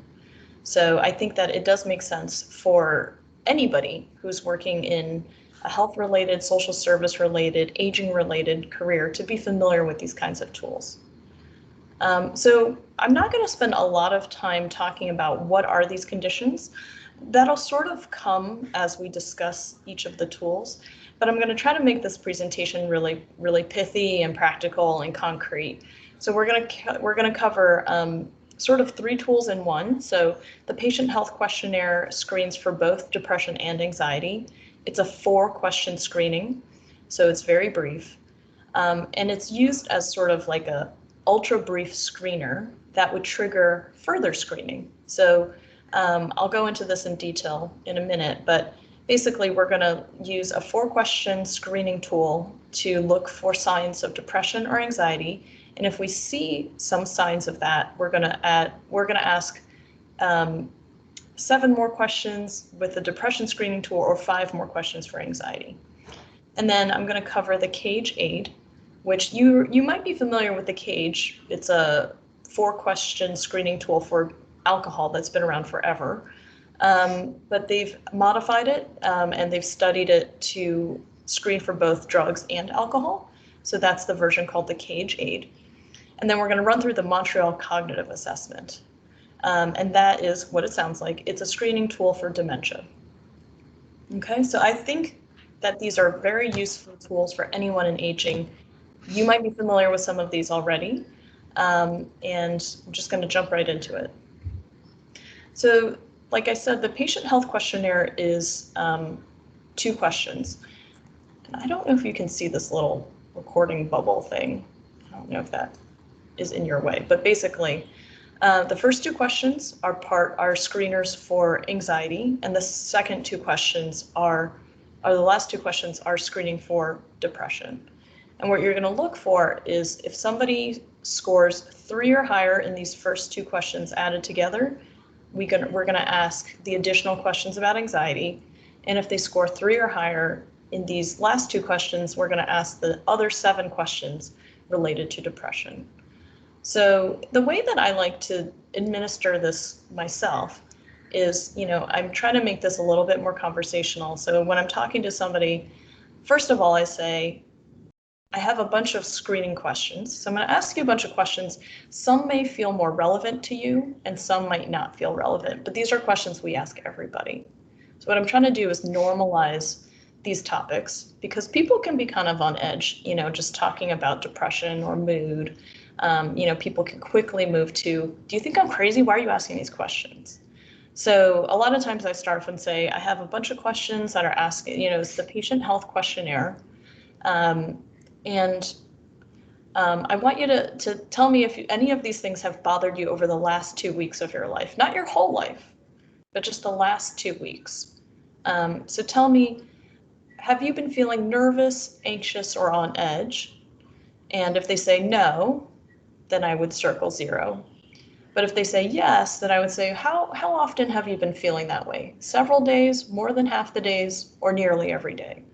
So I think that I purposely break this up a little bit to make it a little bit more conversational. You could administer it exactly how it looks here. How often have you been feeling nervous, anxious, or on our edge? Not at all, several days, more than half the days, or nearly every day in the last 2 weeks. So however you want to ask it, that's perfectly fine. But basically just, circle what answer, give them some prompts. How often have you been feeling like you're not able to stop or control your worry? Not at all, several days, more than half the days, nearly every day. In the last 2 weeks, how have you been feeling like you have little interest or pleasure in doing things? Not at all, several days, more than half the days, nearly every day. And in the last 2 weeks, have you been feeling down, depressed, or hopeless? So, So the way we score this, once again, is we're adding up the total score. And even if you're using this completely by itself, the PHQ-4 gives you some scoring criteria. If somebody's scoring 0 to 2, pretty much they're feeling fine. If they're scoring 3 to 5, they've got some mild symptoms. 6 to 8 is more moderate symptoms. 9 to 12 is severe symptoms. So 12 is the highest that you can get. And then, this is kind of reminding you, add up the first 2 questions and the last 2 questions and give the additional questions from the other screenings. So I'll show you what that looks like. So in this case, this person answered, they answered that more than half the days they're feeling nervous, several days a week they're not able to stop or control worrying, more than half the days they're feeling little interest or pleasure, and then several days they're feeling down, depressed, and hopeless. So they screen positive on both the anxiety and the depression mini screener. So I'm going to give them the rest of the questions. So you can skip the first 2 questions of the PHQ-9 because they're exactly the same as what's on the PHQ-4. So I'm going to say, okay, well, let me ask you a few more questions. Over the last 2 weeks, have you been having any trouble falling asleep or staying asleep, or the opposite, sleeping too much? And again, if they're saying not at all, I just move on. Otherwise, I prompt them, has that been happening several days a week, more than half the days? Would you say that's happening nearly every day? How much have you been feeling tired or having little energy? Poor appetite or overeating? Again, just starting at question number 3. And then the last 4 questions are, have you been feeling bad about yourself, that you're a failure, or you've let somebody, that you've let yourself or family down? Have you been having trouble concentrating on things, such as reading the newspaper or watching TV? Have you been moving or speaking so slowly that other people could have noticed, or the opposite, being so fidgety or restless that you've been moving around a lot more than usual? Are thoughts that you would be better off dead or of hurting yourself in some way? And, personally, I actually don't say it this way. I don't say of hurting yourself in some way. I think that's a little vague. So I'll actually say, have you had thoughts that you'd be better off dead or of killing yourself? That suicide question number 9, is often the hardest one for people to ask, especially people who, don't have a lot of experience with crisis management and mental health. And they say, do I really want to know the answer to this question? Do I really want to ask this question about suicide? Because what am I going to do if somebody says yes to that question? The suicide literature shows that asking about suicide actually provides people who are suicidal with a sense of relief. A lot of times people are glad that somebody's noticed that they're not feeling well. It actually makes them less suicidal. So sometimes people have this fear that if I bring it up, it's like putting the idea in somebody's mind. And this is somebody who's clearly unwell. If I bring up suicide, is it going to make them worse? And the research shows no. It is actually, people feel less anxious when somebody asks about how bad they're feeling. And a lot of times, and I work with lots of people who are very depressed, people say, I think about death, or I think about killing myself, but I would never do it. I just feel so bad that I wish that God would take me, or I wish that I would die of something else. I just can't keep going on this way. So that falls more in the category of passive suicidal ideation. You might hear that more with people who are very, very down and depressed. But it's an important indicator of how bad someone's feeling, but it's not as serious as somebody who says, yes, I have a gun. Yes, I plan on overdosing on pills. I've done it before. That's more of an active crisis that would require intervention. So I mention all of this because I don't want you to feel scared about asking this question. Most of the time, people will say no, or they'll say, I have sort of this passive suicidal ideation. And if they are truly very, very ill, somebody needs to ask that question. Somebody needs to acknowledge it and to help them take steps towards help. So in this case, this person, what we're doing is we're circling all of their answers and we are adding up their score, and they scored a 15. And then there's this sort of 10th bonus question, which is, if you've checked off any problems, how difficult have these problems made it for you to do your work, take care of things at home, or get along with other people? So for anyone who's familiar with the Diagnostic Statistical Manual, the DSM-5, these screening questions look exactly like the clinical criteria for major depression. So remember that major depression is the most severe version of depression. It's not like a mild depressive disorder or dysthymia. It's a very debilitating depression that somebody's experiencing. So that's one of the reasons I like the PHQ-9. It's pretty much asking the clinical criteria. And if you were to fill out this paper with a client and pass it to a primary care physician or a nurse or somebody who's working with them on the healthcare side, this is going to look pretty familiar to them. So in terms of interpreting the PHQ-9 score, low scores, minimal depression. So again, this is not diagnostic, but this is a screening tool. So scores of 0 to 4 mean that there's not many signs of depression. They probably don't have it, and they probably don't need treatment. Scores of 5 to 9 is there's some mild depression potentially, or it could be things that are going on with them in other medical issues that are disrupting sleep or appetite. And it could be helpful to dig a little bit more and to communicate with a treating physician about the symptoms that you're seeing. Same with moderate depression, a score of 10 to 14. You probably want to communicate and say, hey, I'm noticing that this person is actually reporting symptoms of depression. I don't know if that's exactly what it is, but they're not feeling that great. When you get into this third category of moderately severe depression or severe depression, I think most of the time you can tell just from interacting with somebody that they're not feeling well, that they're probably pretty depressed, and they really need treatment. So treatment for milder depressions, mild to sort of mild moderate depression, could be medication, it could be therapy, talk therapy, could be one or the other, it could be both. But, a lot of times people do fine with just one of those treatments. For somebody who's moderately severely depressed or very depressed, severely depressed, they're probably going to need both treatments, at least to begin with. So an antidepressant, talk therapy together is the gold standard treatment for major depressive disorder or major depressive episodes. So this is just to give you a sense of, how do I respond now that I've asked these questions? In normal times, I would pause and take questions, but I think probably let's keep questions for the end. So in this case, this person scored pretty much, they scored a 15, which is right at the cusp of moderately severe depression. And I would suggest, having a conversation with them about how do we get you some help, right? And I'll get into that a little bit more later. The PHQ 2, 4, and 9 are all available to the public. I think they were originally created with funding from Pfizer. Pfizer used the PHQ-9 with lots and lots of primary care patients. So it's been studied up the wazoo. So easy to find. So let's go back to the PHQ-4.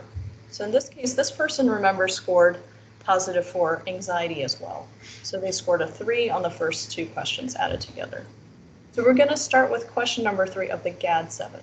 GAD stands for Generalized Anxiety Disorder 7-question screening tool. So imagining that I'm back in front with this client, I'm going to say, so over the last 2 weeks, how often have you been feeling like you're worrying too much about different things? Have you had trouble relaxing? Have you had any trouble in the last 2 weeks where you're feeling so restless that it's hard to sit still?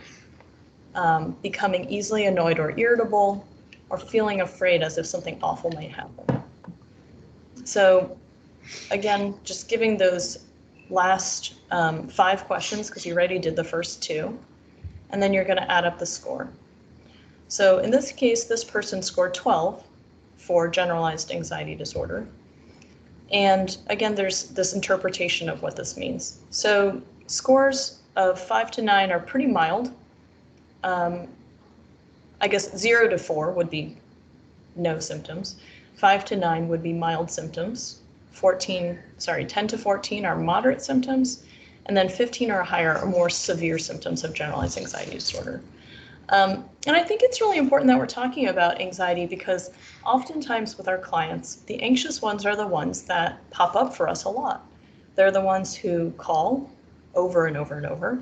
Sometimes you get an anxious patient who calls 9 times, calls until you pick up the phone, leaves long messages. They're in a lot of distress, right? So these are oftentimes clients who are having trouble making decisions, having trouble absorbing information, having trouble problem solving. So I think that it's important to acknowledge that anxiety is a really big part of people's distress.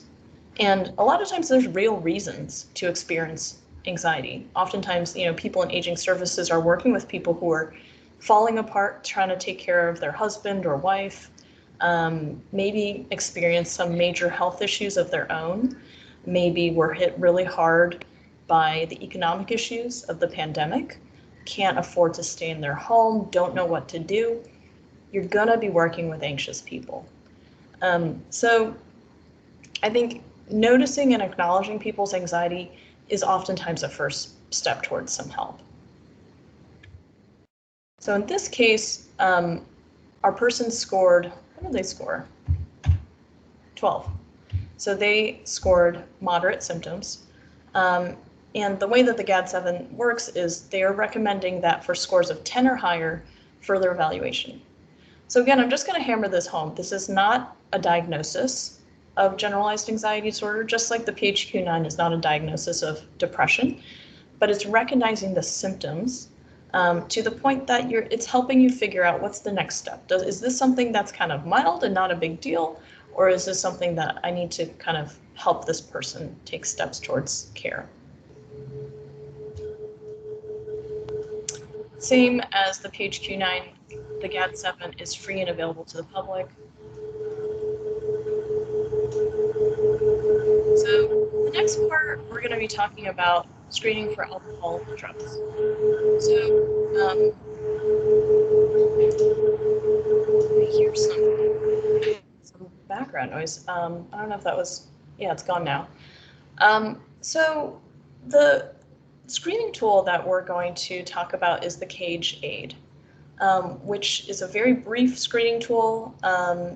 And it was originally, just screening for alcohol, but has now been validated for screening for drugs.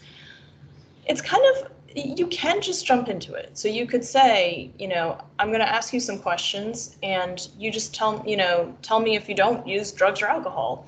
But sometimes I will ask when I'm in a clinical interview, do you drink alcohol? And if they don't drink at all, then I probably won't ask the cage aid questions. Drugs is kind of interesting because there's both recreational drugs, and more of our seniors are using pot. I mean, I'm seeing it in my practice. People who smoked pot in the 60s or 70s and are now using pot either for pain management, relaxation, or treating their anxiety. Sometimes I see people who are using other illicit drugs, but that's going to be a little less common.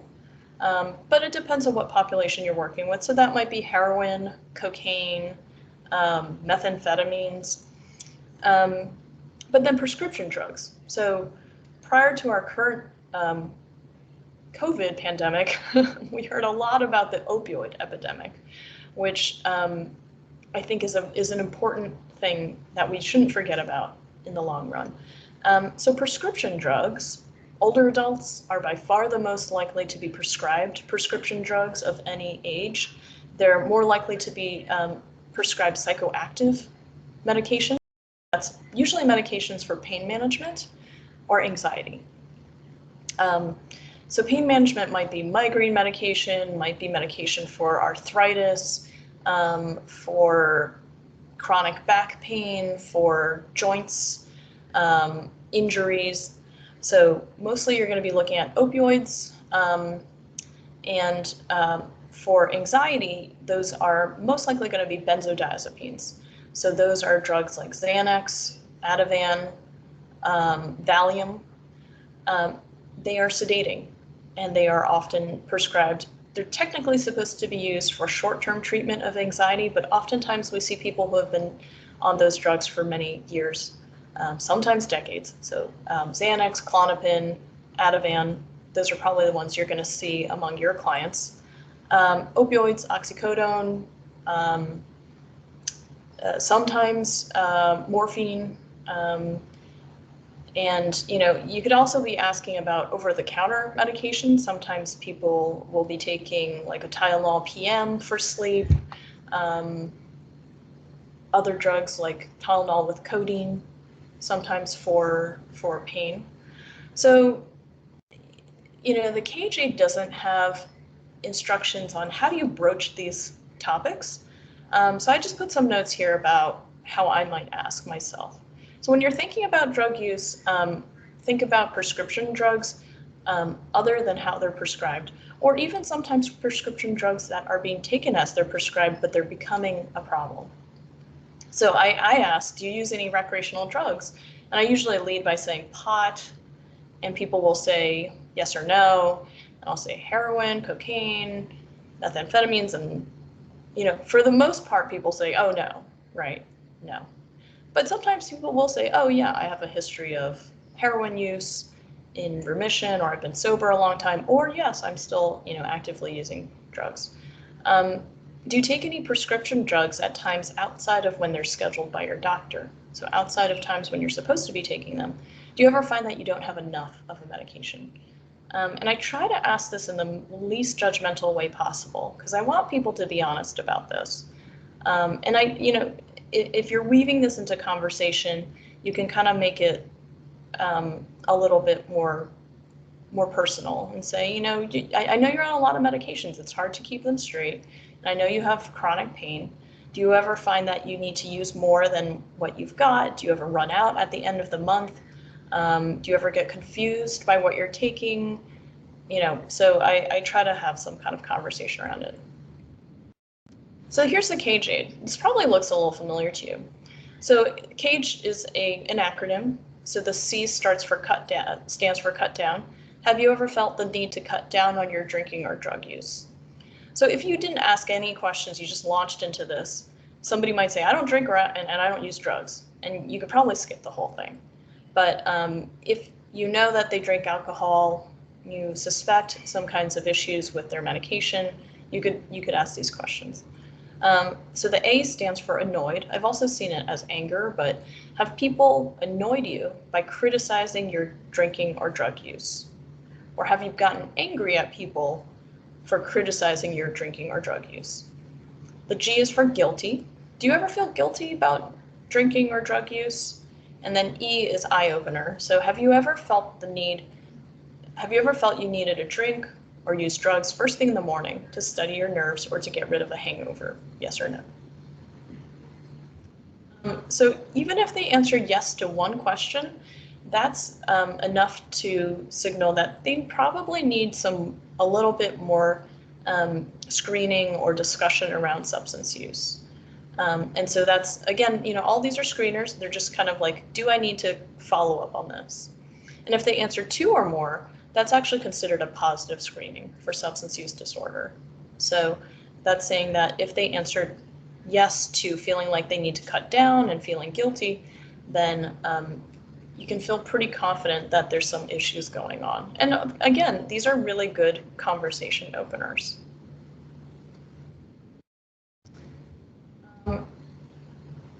So the next and last screening tool I'm going to cover is the Montreal Cognitive Assessment. So it's a MoCA, which is screening for symptoms of dementia. And the MoCA is best used for people who have sort of mild symptoms. You're kind of wondering, is this person starting to have dementia? A lot of times when you're talking to somebody, you can tell if they have dementia and it's full blown, right? None of us really need to do a lot of screening for somebody who can't remember their daughter's name or why they're talking to you, or it's pretty obvious that they have a cognitive issue. Screening tools for dementia are more useful when they're mild or early, or if you're wondering, is this person depressed or anxious and they're not thinking straight, or are they having some memory issues, or is this the history of stroke that I see in their chart? So the Montreal Cognitive Assessment is more for that. And I think the only way I can really go through this assessment is if I have a volunteer to pretend to be a patient. Tom, are you on? Can I ask you to be the patient or the client?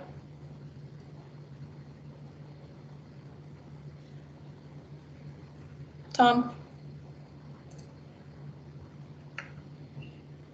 I could take another volunteer if somebody is willing to be brave. Jocelyn, I can be the volunteer. Is that you, Jenny? Yeah. Wonderful, thank you. All right, so I'm going to share my screen again because I have the assessment tool here. And what I want you to know is that the assessment tool comes with instructions. So you don't have to memorize absolutely everything that I'm saying here. This tool is, I'll talk about how it's available, but it's available. And there's also very specific instructions. So I'm actually going to read off of the instructions. And Jenny, you can answer as Jenny, or you could pretend to be a person who might have some milder dementia. So, a lot of times the way that I introduce this is I try not to make a big deal out of it. And I say, do you think that we could do some, this is like a little test or some word games and things about how your memory and your thinking is going. And Yeah. Okay. be willing, what's that? Okay. So, so this first section here, you see these circles. Please draw a line going from a number to a letter in ascending order. So as they go up. How do I do that on the screen? How do I do that? I don't think you can do that, Jenny. I think we're just gonna have to pretend that you're doing it. We're doing this in person. So I would give you a pen and pencil, and I would give you this piece of paper, and I would have you, draw the lines basically. So here are the instructions. Please draw a line going from a number to a letter in ascending order. Begin here at the number 1 and draw a line from 1, then to A, then to 2, and so on. And end here at the letter E. So finish this pattern for me. So Jenny, maybe since we're, doing this way, do you want to just read to me what you think the pattern would be? Oh, okay. So 1A, 2B, 3C, 4D5E. Yep, you got it. I'll kind of, as we go through this, I'll talk about how we score it. But yes, basically that's the pattern that we're looking for people to complete. The tough thing is not helping them. It's really hard when you are face-to-face with somebody, especially somebody who you want to do well, to not kind of prompt them and to give them too many hints. But you want to give them time, and you don't want to put a lot of pressure on them. Just say, take your time, you know. And a lot of times what will happen is people will sort of be nervous, but then as they calm down, they'll sort of be able to think, and they'll draw things properly. For somebody who's having cognitive issues, they may forget even what the instructions were, and you might start to see a pattern that isn't really, that doesn't make a whole lot of sense. So that's basically 1 point. And then Jenny, I'm going to show you this little figure here. This is a bed, and I'm going to give you this pencil or pen, and I'm going to ask you to copy that figure right on the bottom there. Okay, so again, we're going to just say, copy this drawing as accurately as you can. And this version is version 8.3. Older versions had a cube, so you might have seen a cube. Similar, you know, we're asking somebody to draw a three-dimensional object. They have to do all of the lines. We want to see the lines, you know, joined, and we don't want to see any extra lines. We want the lines to be relatively parallel, and we want the bed to be kind of oriented the way that it is on this page. So there's a lot of leeway here. You know, if lines are wobbly or crooked or whatever, that's fine, but you want to see essentially the bed. Doesn't have to be exact, but sometimes, you know, these are visual spatial questions. People who are having cognitive issues with visual spatial changes can really struggle here. So Jenny, this next part is the clock draw. So this is probably familiar to a lot of people. So I'm going to give you a piece of paper, and what I do oftentimes is I turn over the mocha, I turn over to the back that's blank, and I want them to use the whole sheet, because sometimes people can't draw in this little box. It's too small, they might not have the best eyesight. So I turn over the paper and I say, I'd like you to draw a clock and put all the numbers and set the time to 5 past 10. Okay, so I'd like you to draw a circle and put the numbers on it so it looks like the face of a clock, and then set the time to 5 past 10. And what we're looking for is a relatively good clock. Doesn't have to be, you know, perfect. It could be a square. I've never actually seen somebody draw a square, but they could either draw a circle or square clock. We want to see all the numbers are present with no additional numbers. So I have examples of some abnormal clock draws. So this one, the numbers are actually okay. They're pretty much where they should be. You know, you could say, if you wanted to get a little picky about where the 9, 10, and 11 are spaced, it's not exact. In my opinion, that's okay. But what we're seeing, what's wrong here is the hands, right? So if, in this case, I think I told the person 10 past 11. And this is a pretty common problem that you'll see with people who are starting to have memory problems. They'll put one hand on the 10 and they'll put one hand on the 11 because they heard 10 past 11, 10 and 11. But what we really want to see is we want to see the long hand on the 2, 10 past 11. So they would lose a point here for this kind of draw. Sometimes you see people who have problems with even putting the numbers on the clock.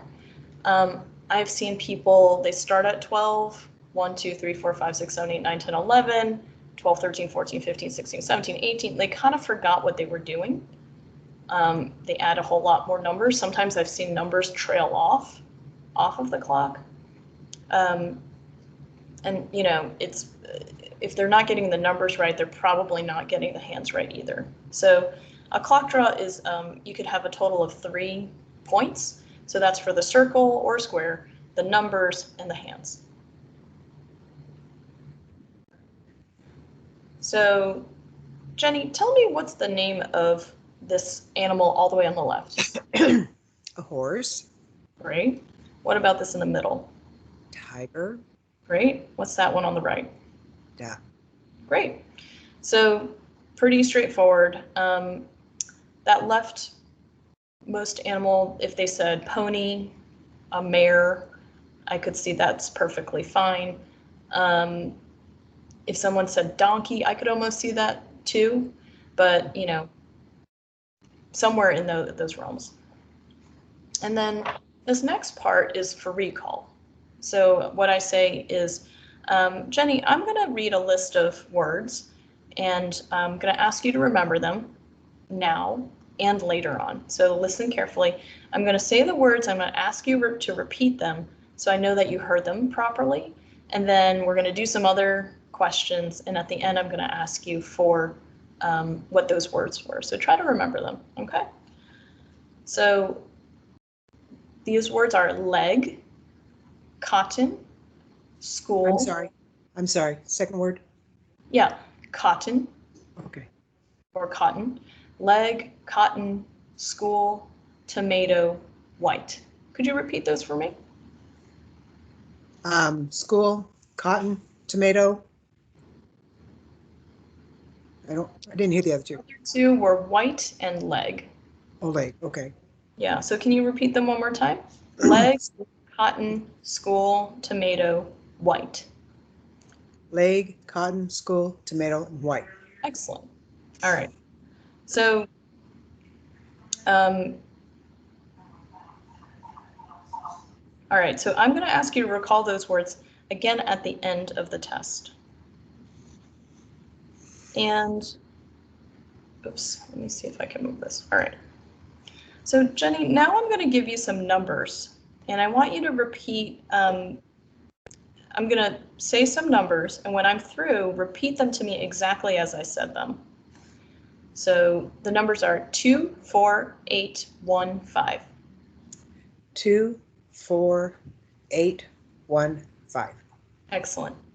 And now I'm going to say some more numbers, and when I'm through, I'm going to ask you to repeat them to me backward. All right? 4, 2, 7. You want me repeating backwards? Mm-hmm. 7, 2, 4. Right. Very good. So, and just to make it clear for the audience, you don't show them the paper at this point. You show them the paper for the animals, but you take it back so that they're not reading the words as you go. All right. So, Jenny, you're doing great. Phew. All right. So this next part,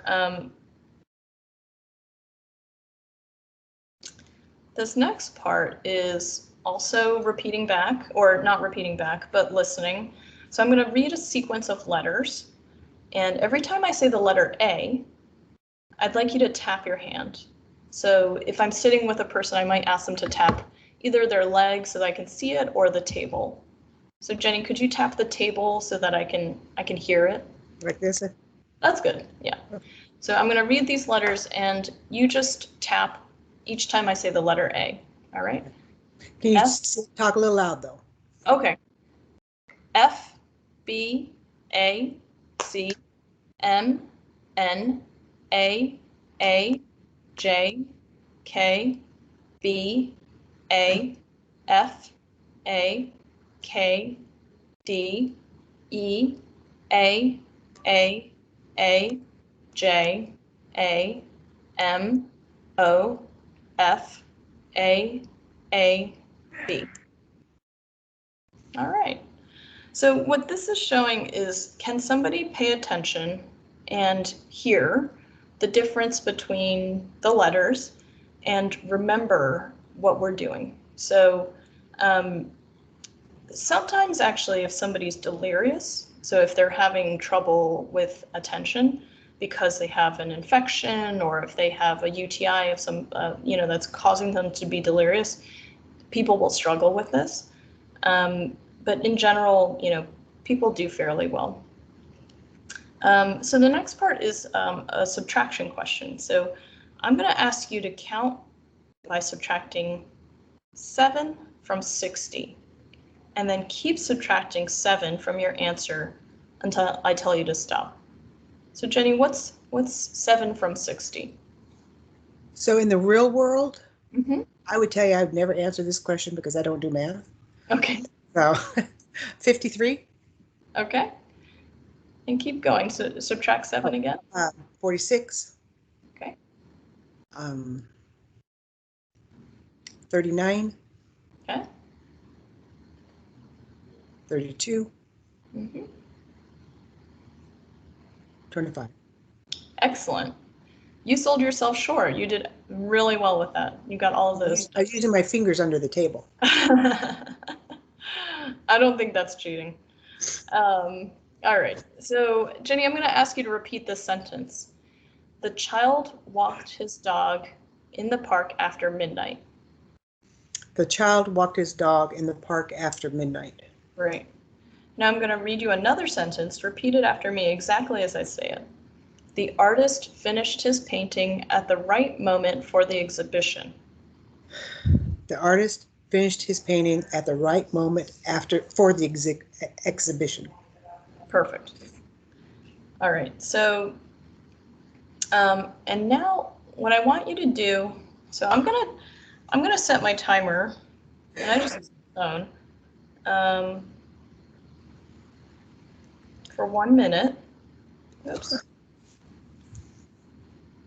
And I want you to tell me as many words as you can think of that begin with the letter B. And I'm sorry, which letter? Letter B. P? A, B, B. B. B. Yep. Okay. And I'll tell you when 1 minute's up. But proper nouns, numbers, and different forms of a verb are not allowed. Okay? What? I'm sorry, what? So proper nouns like names, numbers, and different versions of a verb are not allowed. So if I said walk and walking or walked, that would only be one. Does that make sense? Yes. Okay. All right. Why did I volunteer for this? All right, so I'm going to start the timer and you tell me as many words as you can that start with B. Okay? Okay. Go on ahead. Boy, bike, ball, bounce, blue, buoy, balloon, black, buoyancy, boot,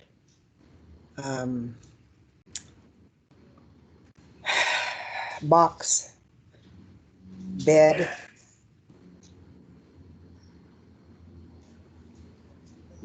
behavior, blanket, bedroom, no, basketball,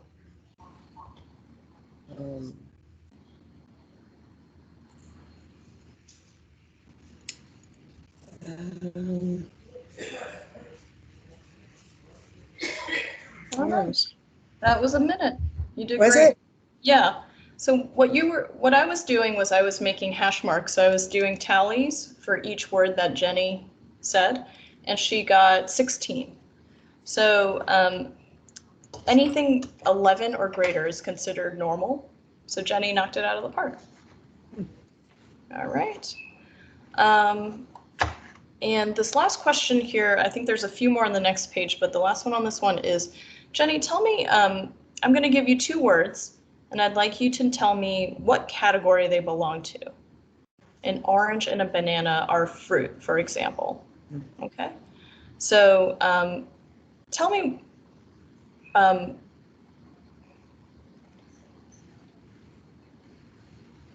okay, sorry, I'm reading the directions. All right, so tell me, what category do a hammer and a screwdriver belong to?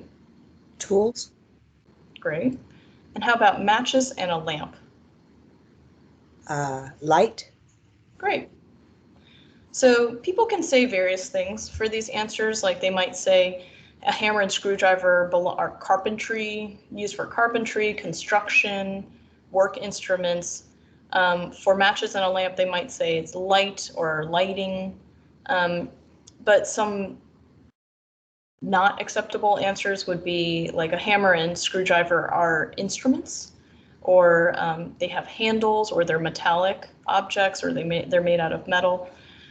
for whatever reason, they think that those are not as correct categorizations.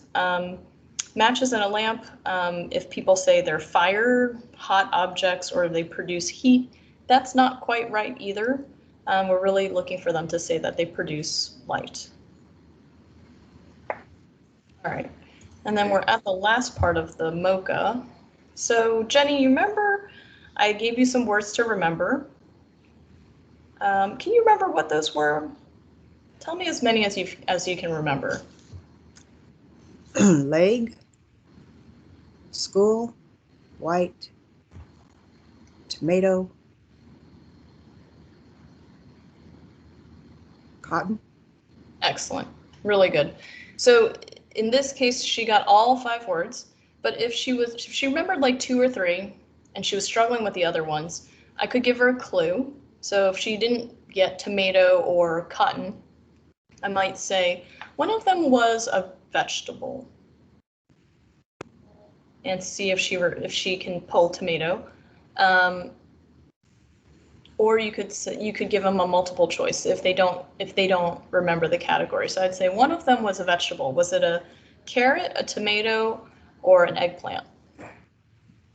And oftentimes tomato will sound familiar. They'll say, oh, it was tomato. Or you can say, okay, cotton. So one of them was a fabric. And if they can't pull cotton, then you say, one of them was a fabric. Is it wool, cotton, or velvet? And they might be able to pick it out of the category. So you see that there are kind of 3 ways of scoring this. If they had no clues, if they had a category, or if they had multiple choice. And you only actually give them points for no clues, but it kind of gives you extra information if you know that if I gave them the category, they figured it out, or if I gave them multiple choice, they figured it out. Tells you a little bit more like they're able to recall with some help. So it's more just kind of for your information. And then this very last thing, Jenny, I'm going to ask you, what's today's date? October 14th, 2020. Okay, so I would tick off the date, the month, the year, and then what day of the week is it? Wednesday. Okay, and the place, where are we right now? Georgia. Okay, and what city are we in? Atlanta. Okay.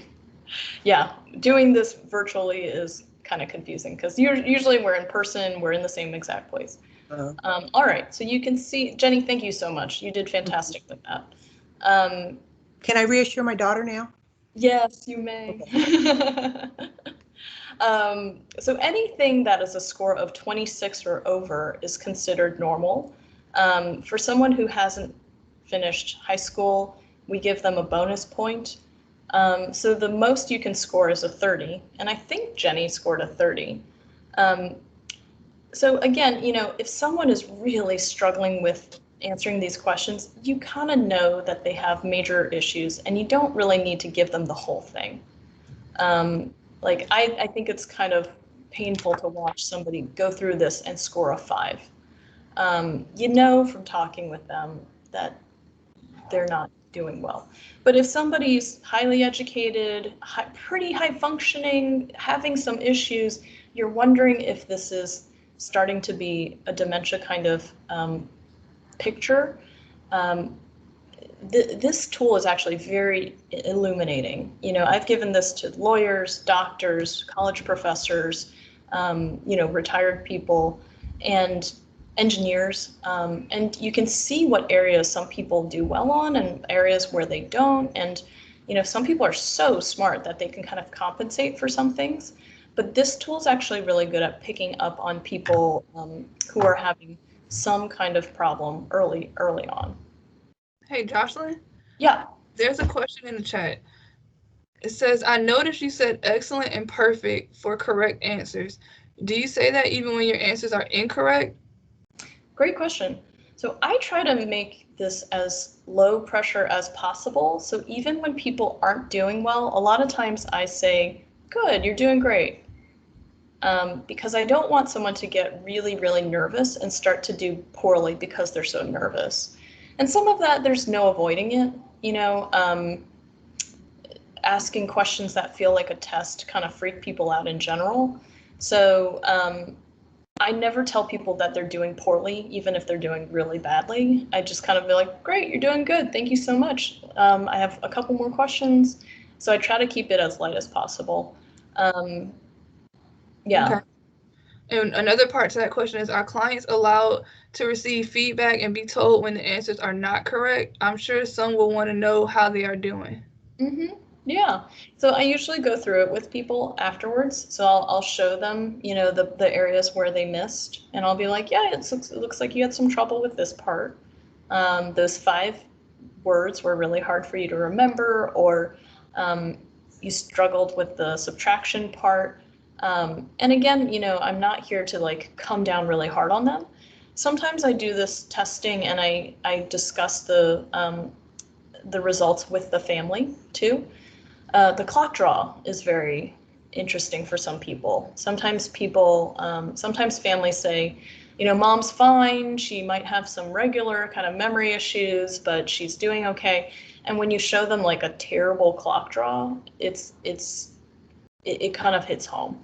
So again, I'm not trying to scare the heck out of families.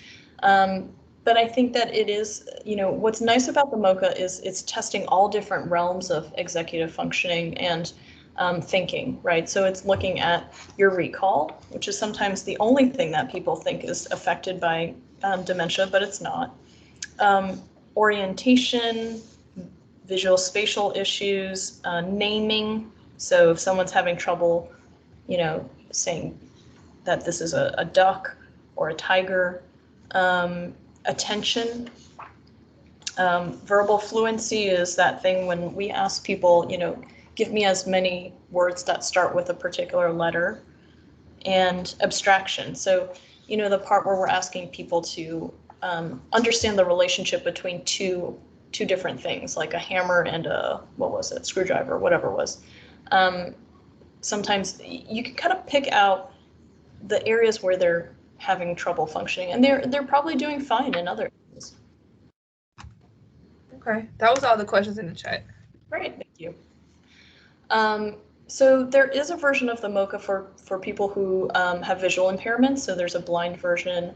They took out all of the things that have visual elements, and so the score is lower. It's not out of 30, it's out of 22. And the cutoff is 19. So 19 and higher is normal.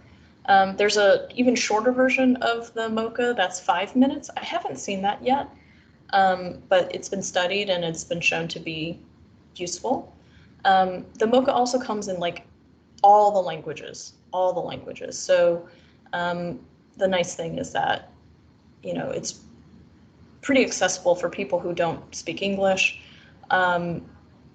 Something interesting happened last year, which is the MOCA for a long time has been used kind of free to the public. You just learn how to use it. You use the instructions. In 2019, the people who developed the MOCA said that you now have to do training in order to administer it. And I think that you basically go on their website, you pay some money, and you do the training. So I haven't done it yet. I still just administer it. And there's no ramifications for that, but you know, technically you're supposed to get trained in order to administer it. There is an app that if you didn't want to have the paper version, but I think that, you know, you'll have to have some paper in front of you if you're having people draw things. And, you know, I think that probably it's easier to use the paper version with people who might have some visual issues. They might not be able to see the animals quite so small on a phone. And then completely separate from the MOCA, there's a very short version of memory screening that's called the mini-cog. That is just it's a 3-word recall, and it's a clock draw. So it's 2 parts of the MOCA that you could use as like a mini screening. And if somebody didn't do well on that mini screening, you could give them the whole MOCA, because it took, I don't know, what do you think, like 10, 15 minutes to do this with Jenny? And she wasn't having trouble. She was just kind of going through it. So I think that's my last bit here. This is where you can access the Montreal Cognitive Assessment. There's also just like a PDF of it available online here, and the instructions for it are posted here too. Technically, I think what they want is for us to all pay a little money, get trained in doing the MOCA, and then you have access to all of the versions on their website. So we're right at 3 o'clock, a little bit over. Let me pause here and take questions.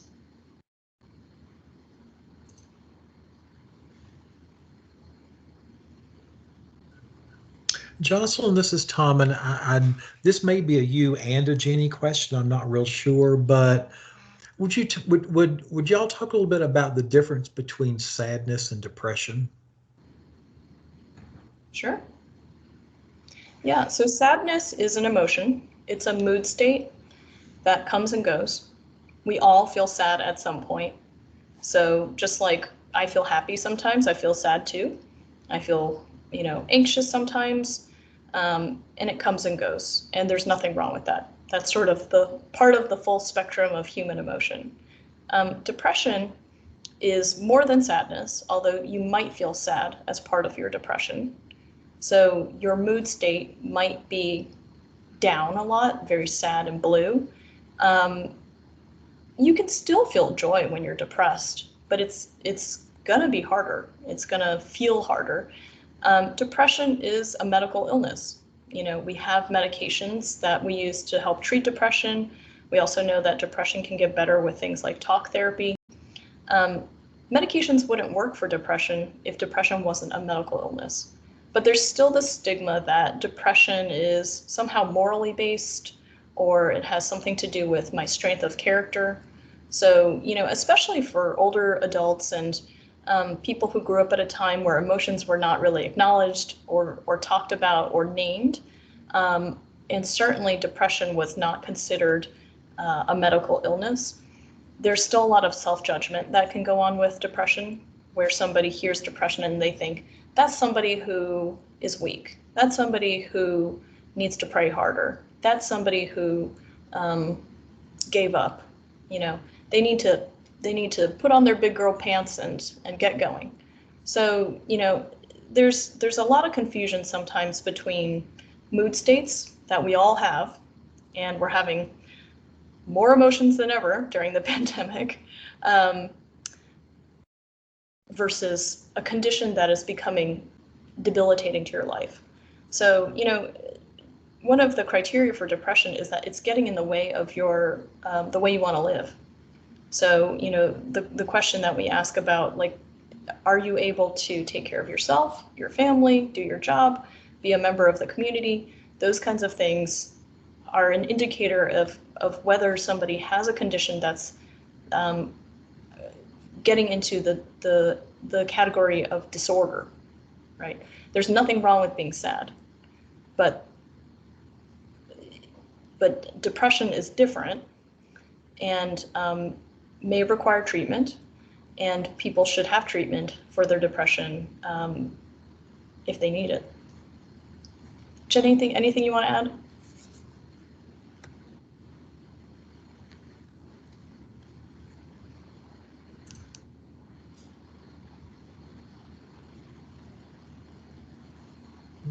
Any other questions for Jocelyn while we have her here? Again, please unmute yourself or type it in the chat.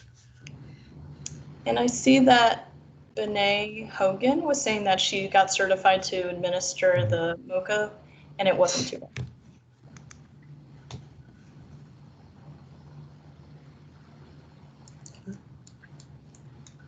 All right. I don't see any other questions. So Jocelyn, thank you so much for spending part of your afternoon with us. This has been very helpful, and I always look forward to hearing you. So thanks so much for spending time with us. You're welcome. Let's see, there's another thing popped up. Let's see if it's a question. Side question, are you guys studying pseudo-dementia? So the Fuqua Center doesn't do research, so we're not studying. I mean, actually, there is some research, but it's not related to this. But pseudodementia, I can touch on very briefly, is it's a condition that you can see with major depression, and it can kind of masquerade as dementia.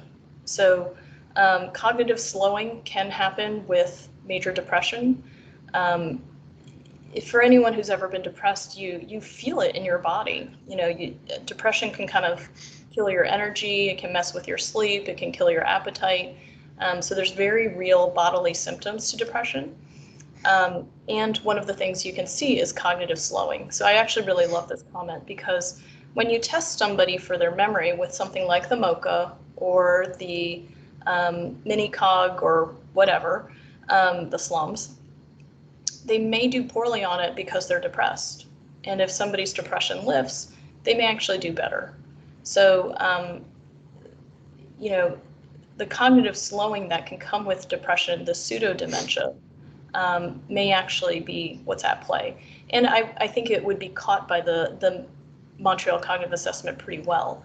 Sometimes what we see is people who are very depressed, they might know the answers if they worked at thinking it through, but they kind of give up.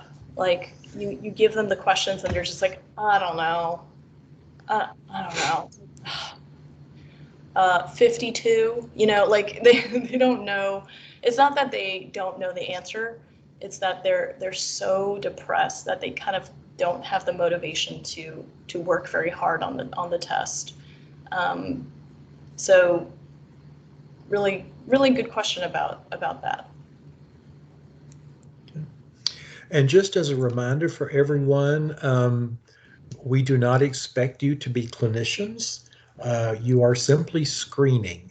And the protocols for all of these specialized assessments are to provide the information to the consumer or the caregiver or family and help them access someone who can accurately assess and diagnose. Okay, so that may mean helping them access either primary care or a place like Fuqua or an independent psychiatrist or some kind of professional. Okay, so just a reminder, we are not expecting any of you to be clinicians and diagnose anything. So, okay.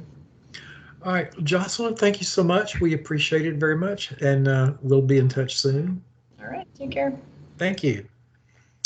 Our next presentation is from Karen Nelson and Yolanda Mendoza Miller. I think both of them will be familiar to all of you. We're going to spend the last little bit of our time this afternoon talking about the ADRC triage tool, the waiting list, cost of services, and then our new initiative around social isolation and loneliness. So I think, Karen, if you want to take over Command Central. Well, thank you. And I am going to have to log on the computer because a few moments ago I got kicked out and had to join on my phone and just got sidetracked and forgot to join back in on the computer. So I do want to share a few things on my screen. So let me do that, but I will continue talking while I do in the interest of time. So we do want to talk about the triage, the cost share, our tier 1 and tier 2 waiting list, and then the Levin assessment, which Tom briefly referred to momentarily. And then I saw the list of people who are attending today's meeting and that there are a few program managers, ADRC program managers online, and I'm glad you guys are here. You will be the first to hear about the Levin assessment. It is also coming out in today's midweek update, which will come out here just in a few minutes. But let me start with our triage tool, and I do have Harmony up on my computer as soon as I get in online. And I will share that for those of you who have not seen it before in the case management realm. I think probably most of you have, but I'll give you a little bit of background on where we came up with these questions and why we included them in our triage and where we're trying to move from an ADRC perspective with this tool. So the Older Americans Act charges area agencies on aging with serving people who are most socioeconomically disadvantaged, at the highest risk for nursing home placement, and there are a couple of other target populations like low English, limited English proficiency, and rural area individuals.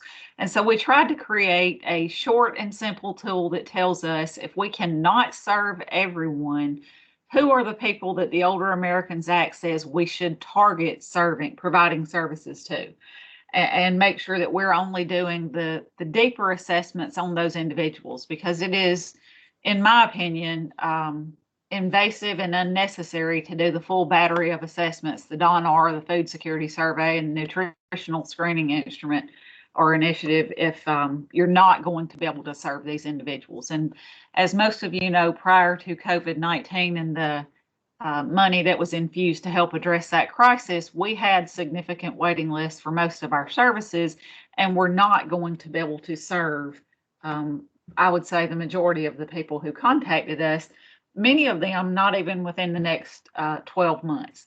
And so that's why we broke our.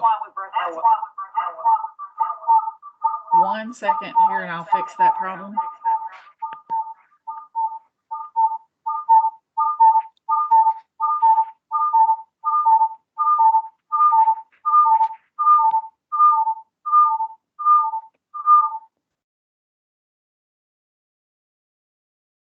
Can you hear me now?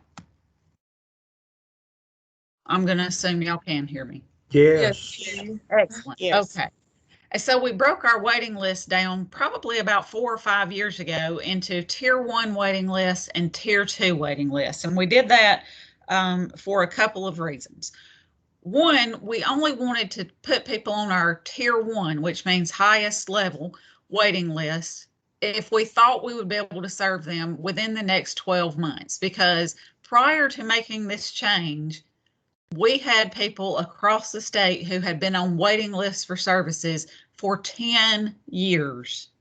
And it really started to feel like we were doing a disservice to people to tell them they were going to get help and then continue calling them at the time as many as 4 times a year to get updated invasive information from them and continually not serve them year after year after year. And so we said those people who are the highest priority according to the Older Americans Act criteria, we're going to put on that tier 1 waiting list and hopefully be able to serve them within the next 12 months. Now, there are occasions still where we do not get to people within that 12-month period, even though they're high priority. But then there is a whole host of people who want services and call the area agencies on aging requesting services who are not determined high priority based on the triage that we'll look at here in just a minute. They're not high priority. That's not to say we don't want to serve them. It's just to say we honestly do not have the funds to serve everybody who requests services. And the Older Americans Act says these are the people that we should tell they have to wait if we cannot serve everyone. And so we put them on the tier 2 waiting list, and we don't go through the DONR assessment on those individuals. We don't do the nutritional screening instrument on those individuals, and we don't do the food security survey on those individuals. We just let them know that you are eligible, and that is if they're age 60 plus with a demonstrated need for services, have a dementia diagnosis, or are the caregiver of someone who is 60 plus and has a demonstrated need for services. And so we tell them you are eligible for services, but we do expect that your wait time will be longer than 12 months. And if you have a change in your condition, please call back and let us know, and we'll update that record. But otherwise, we're letting them know up front, we don't expect to be able to serve you for a long time. And we are providing them that information and referral and assistance to other resources to hopefully address their need in a shorter period of time. But that's the breakdown of the tier 1 and tier 2 waiting list. That also gives us the advocacy numbers so that we can go back to those the Administration for Community Living, the state legislature, and other resources, and show that we do have a demand for these services, but that we cannot serve everyone. And the tier 2 was also kind of a compromise, if you will, between the area agencies on aging and the Division of Aging Services, who just said, if you can't serve people in a year, don't put them on the waiting list. And the AAA's really wanted those numbers for advocacy. And that is a valuable reason to have those numbers of people. And then, of course, as we found out with COVID, sometimes you really do get an influx of money where there are people you would have served had you had the funding, and now you've got them right there in queue waiting because we do have the funding to serve them. So that's the short breakdown of the Tier 1 and Tier 2 waiting list, and I will go into more detail on the triage, but are there any questions about how we did the Tier 1 and Tier 2 and why and what that looks like and how it works? None in the chat, Karen. Okay, thank you. I appreciate you checking that. Okay, so I'm gonna, if I can get back to where I have 943 things going on my computer at any given time, I'm gonna get back to DDS and show you what well, you know what, I'm not even gonna open it in DDS because I've got a paper copy on my computer. While you're doing that, there is a question. It says, how often? Question. Yes, thank you. How often do we go back to the Tier 2 folks since they aren't fully assessed? Thank you for that question. Our ADRC staff are required to follow up with those individuals at the 12-month mark to see if they're still interested in services and if there has been a change in their triage assessment. And most of those things, in all honesty, on the triage assessment do not change. There are things like demographic information, where if you're in a rural area, it's not likely to become a non-rural area in 12 months period of time. It might if you stay there for a very long time. You know, the things that would change on there would be like, have you had any hospitalizations? I think is one of the questions that's on there, which is a risk factor for nursing home placement, and that type of thing. A few things on there would change. A lot of them will not, or generally do not.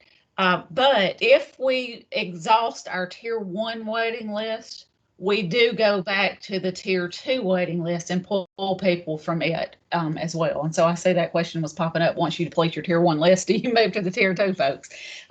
Yes, we do. And I think our policy has historically stated that they should, if they start getting low on their Tier 1 numbers, move the top, you know.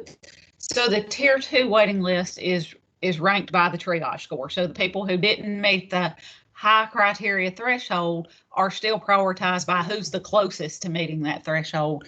And then they're fully assessed and moved to Tier 1 according to our existing policy. I hope I have already updated the policies and they'll soon be published to say that we don't actually fully assess those people. They stay right there on Tier 2. And if we can serve them, then we assess them before we send them to the service provider, but we don't move them from Tier 2 to Tier 1, then to the provider. They can now go straight from Tier 2 to the provider level. Do we have to reassess them to move them over if it has been less than a year? And the answer to that question, do we reassess them to move them from, I'm assuming you mean over from Tier 2 to Tier 1, Nikki, and it depends. If there's an opening in services, you wouldn't necessarily need to move them from Tier 2 to Tier 1. You could send them straight to the provider who's going to do an in-home assessment anyway, without the assessments from the ADRC level. So the assessments at the ADRC level are really, the purpose of them is to determine where people fall on the Tier 1 waiting list. But if there is no waiting list, there's not a whole lot of point of assessing them to determine where they would have been when you're going to move them off immediately, if that makes sense. So we kind of, policy is in the process of shifting on that. It currently does say that they should be fully assessed and moved from Tier 2 to Tier 1 and then into services. But we're moving towards, you can move them directly from Tier 2 into services if there is no Tier 1 waiting list.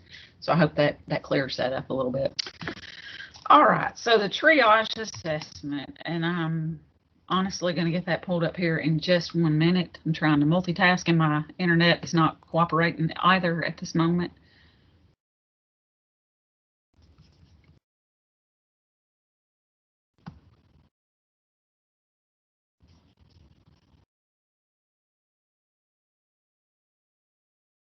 And again, these questions, the ones that we have put on here to say, these are risks for nursing home placement, and I'll tell you which ones those are as we go through it.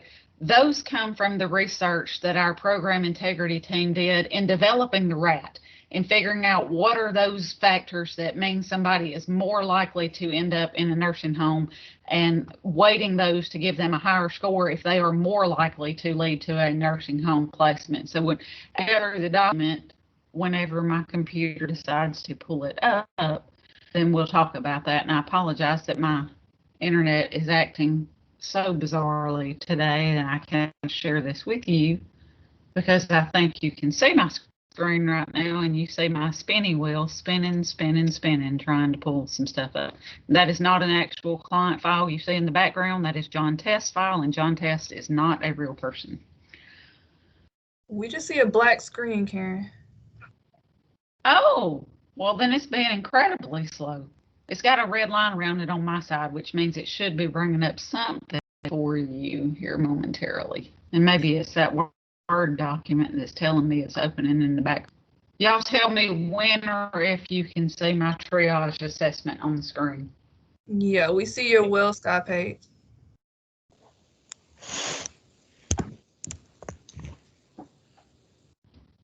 Is it slowly being overwritten with a triage risk assessment in a Word document?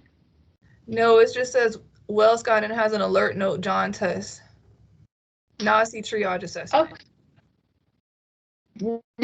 Okay, sorry, that is very slow. It came up on mine much quicker. So these are the questions on the triage assessment. The first question is Alzheimer's disease or cognitive impairment, such as increasing forgetfulness, difficulty understanding simple requests, etc., suspected or diagnosed? And we will take either answer as a yes. So it does not have to be a diagnosed dementia or Alzheimer's.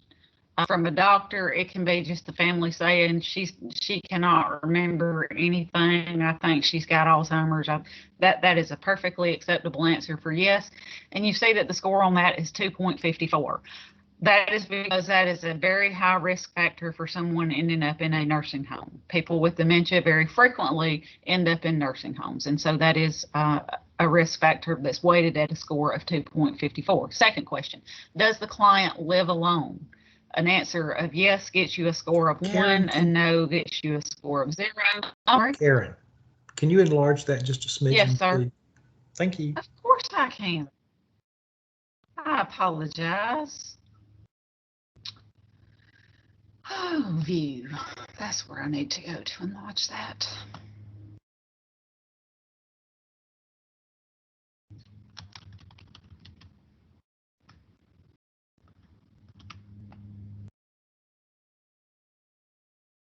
Is that better?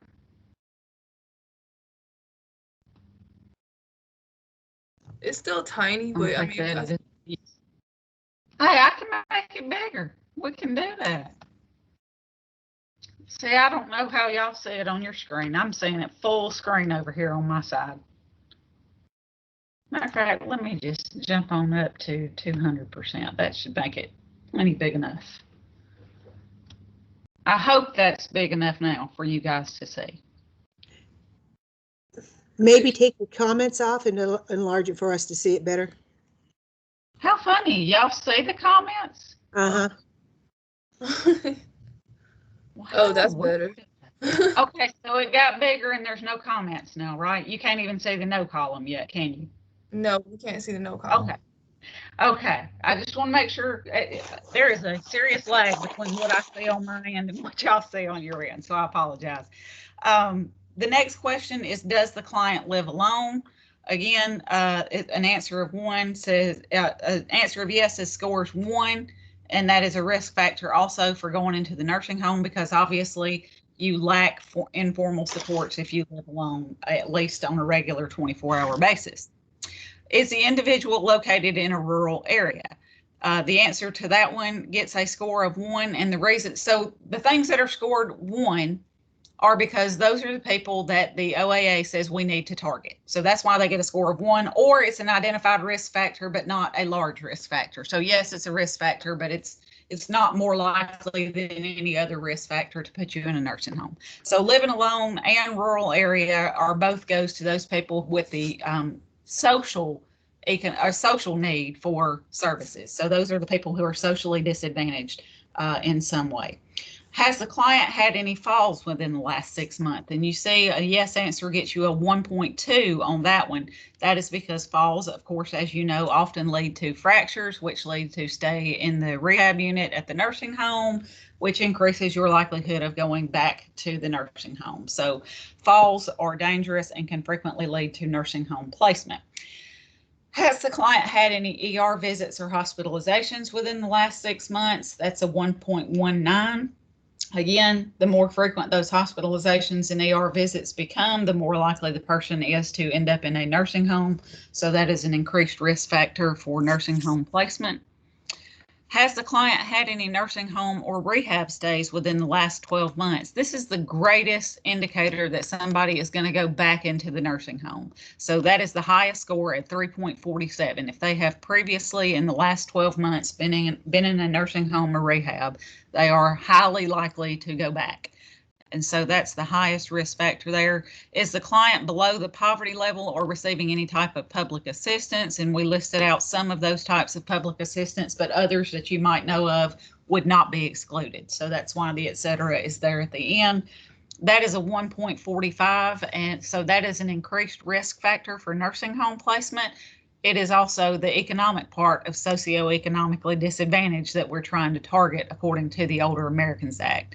These next two questions are very specific to the Older Americans Act targeting criteria, and you can go in and read them there in the Older Americans Act. But is the client a minority, meaning non-white? So anything other than white, we would consider a minority population. They get 1 point for that. If they're limited English proficient, that is also a targeted population under the Older Americans Act, so they get 1 point for that.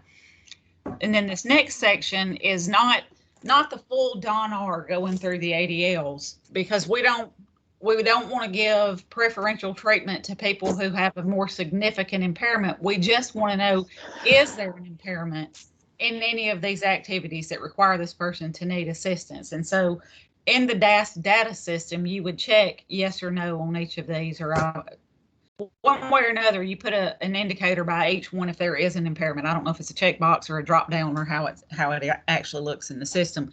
But if 1 to 2 are checked, it's a 1.88, which means there is a risk of them going into the nursing home. But if 3 or more are checked, it's a 3.25, which means the risk is even higher for them to go into the nursing home.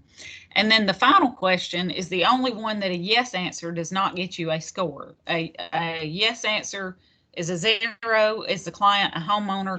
A no answer is a risk factor for going into the nursing home. Now, that is based on research. That is a weighted question, which means if you are not a homeowner, you are more likely to go into the nursing home. If I had to guess, I would say that is highly correlated to the risk of estate recovery, but that is not a scientific observation. That is just my guess on what drives the fact that if you do not own a home, you're more likely to go into the nursing home. But of course, estate recovery only applies if your estate is worth $25,000 or more. And if you own a home, that means you will be subject to estate recovery in most cases. And so you can see here at the bottom, don't pay attention to the stuff that's marked out in red because this was a draft edition of this document. But if the score is 7 or higher, the person goes on to the tier 1 waiting list. And if it's 6.99 or lower, they go on to the tier 2 waiting list. So there's no one who is told you're not eligible based on the triage. It is just to determine whether or not they are high priority. So triage does not determine eligibility. It just determines priority for services. So in a perfect world, we have enough money to serve everybody and your score is irrelevant. But in the actual world that we live in, because we cannot serve everybody, we're making sure we target those who are at highest risk of nursing home placement based on research factors that lead to nursing home placement. And then those people who the Older Americans Act says that we must target for services when we cannot provide services to everyone requesting them. Any questions on any of that? I see there is some stuff in my chat, but it may or may not be related to this conversation. There is one. It says, do you complete this for HDM clients who are homebound? Yes, we do complete this for all services that we're putting someone on a waiting list for. So now if there is no waiting list, we prefer that the triage be done just for record keeping purposes, but people can go directly to the service provider if there's no waiting list. You obviously are the only person we know about who is in need right now if we have no waiting list, right? And so the provider's going to do those assessments, the DONR, the food security, the NSI, whatever is required at their level. For home delivered meals clients, and I would say probably for congregate meal clients as well, but most of our area agencies on aging do not do assessments for congregate meals. Those are handled at the senior centers. But for those who do, we do require them to do the food security survey if the person is requesting meal services, because even if somebody is not a high priority, if they are food insecure, that is a priority for the state of Georgia, that we address food insecurity. So we would not tell somebody who is food insecure but does not triage as high priority that we would not serve them nutrition services. We absolutely would bypass the triage if they are food insecure. Do we complete the triage for Medicaid waiver programs? No, we do not. It is not required for the Medicaid waiver programs because the Medicaid waiver programs, of course, theoretically can serve everyone who is applying for those services.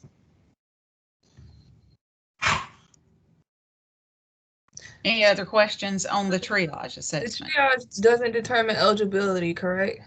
Correct. It does not determine eligibility. It just determines priority.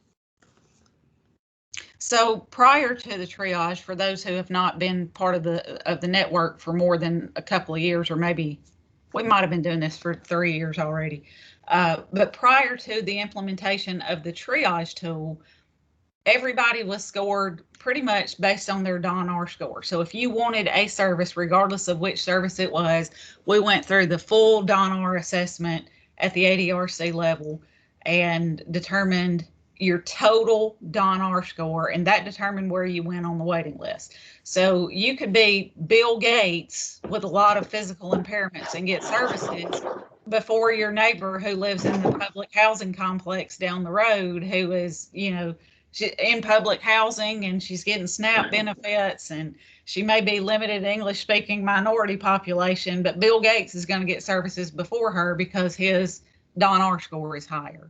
And so that just seemed not logical and not in alignment with the Older Americans Act targeting criteria. So we flipped the script and decided we would do triage first.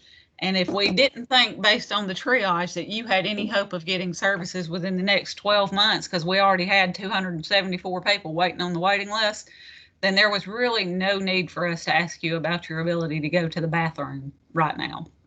And we might need to just tell you about the food pantries or community kitchens or other resources in the community where you could get some assistance instead of delving into those really personal details that are not going to change the outcome of where you are, you know, on the waiting list. So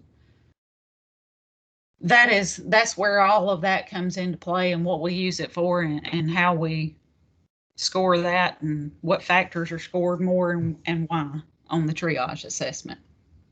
And I want to go back to that issue of eligibility, because for Older Americans Act, that's primarily driven by age, with a couple of exceptions. And so hopefully before they do the triage, ADRC has already determined if they meet the eligibility requirements. That is sort of part of everybody's responsibility who comes in contact with a client to verify that. But that's the purpose of the triage, as Karen says, is determining priority, not eligibility. I hope that didn't confuse things. If it did, Karen will fix it. No, I think that was very well said, Tom. And again, as Tom said, for most of the services, the eligibility criteria is simple. It is age 60 plus with a demonstrated need for services. Now, for a few programs like the senior employment program, it's 55 plus. There may be some income requirements on the job training programs, but for most of the in-home services and supports, it's 60 plus with a demonstrated need for services. There is nowhere in the Older Americans Act that it says what a quote demonstrated need for service is, which is part of the reason once you are going into the services or on a waiting list that we do a DONR assessment. There should not be somebody in services unless it's for congregate meals with a DONR score of 0. Somewhere there has to be a demonstrated need for the services and supports that they're receiving. And so, again, the basic eligibility, 60 plus with a demonstrated need for services. There is an exception for individuals below 60 with a dementia diagnosis. There is some very limited funding specific to dementia diagnosis, and then also caregiver services, which can be for a caregiver who is 60 plus or the caregiver of a person who is 60 plus. So the 60 is not a hard and fast rule. That's a general rule for the eligibility criteria. There is another question, is the fact that the priority is what is being determined when potential clients call to be screened, is the fact that the priority is what is being determined when potential clients call to be screened. They often call the individual counties and they want to know their place on the waiting list. What is the best way that you would like us to answer that question? So if someone is screened and placed on the waiting list, they should be being informed at the end of the conversation if they're going on the tier 1 or the tier 2 waiting list. They're placed on the waiting list. We have always, from the ADRC level, said we cannot tell you. Hang on just a second. I'm sorry. I've got my child locked out of the house.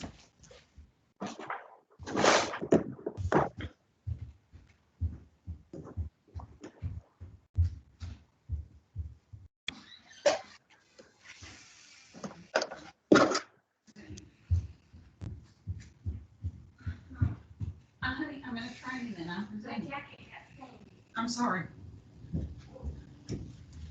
My apologies. Okay, so we have always said from the ADRC level, we cannot really tell you where you are on the waiting list, because today I could screen you and go through the full battery of assessments and you could move right to the top of the waiting list. But tomorrow I'm going to talk to 10 people who went ahead of you for whatever reason. And so we prefer not to tell people where they are, just that they're on either tier 1 with an anticipated wait of 12 months or less, or tier 2 where we expect they'll be waiting for more than a year. Okay. There was a question further up, Karen. It says, is the triage always done for clients referred to case management? Well, that's interesting. I did not see that question. I just ran it. I can't even breathe right this second. Going into case management, I don't know that there's a requirement for that, because sometimes case management referrals go to, so because it's a complex case or there's a communication barrier or something like that. So generally it would be required to go into any service, but not always on case management. That's not a very clear answer, is it? Tom, you got anything to add to that? No, that's pretty clear, actually. If there are situations where the ADRC counselor has determined it's a complex or a crisis situation, and or there's difficulty with doing the screening over the telephone, and so that can be a direct referral to case management without a triage. You said that so much more clearly than I did, Tom. Thank you. No, I will say that once the crisis is resolved, or whatever is kind of stabilized, if that person does need to go back through the ADRC for a waiting list or other resources, then they would do the triage at that point. Correct. Yes, absolutely. And that is not to say that, just because somebody has a hearing impairment, or it's that client that's done called 3 times this week and you don't really want to talk to him again, that they should be referred to case management. So that's not the kind of complexity that would be a direct referral to case management. That is the kind of thing that we would just continue to handle at the ADRC. But if it is like, there is no way we're going to be able to complete this by phone because the barrier is that significant, then absolutely it could go to case management without a triage. Okay, any other questions on the triage or the tier 1 and tier 2 waiting list? Okay, well, thank you so much for your time and attention to that.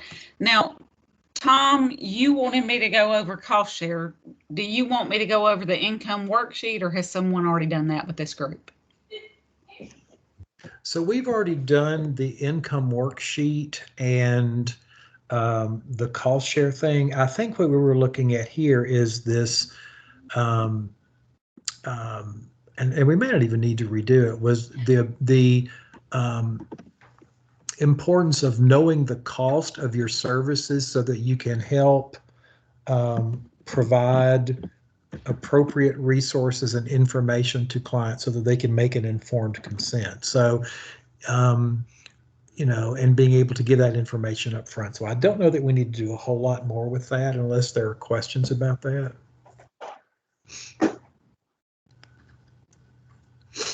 There's a note, the income. Oh, yeah, sorry, Tom, go ahead.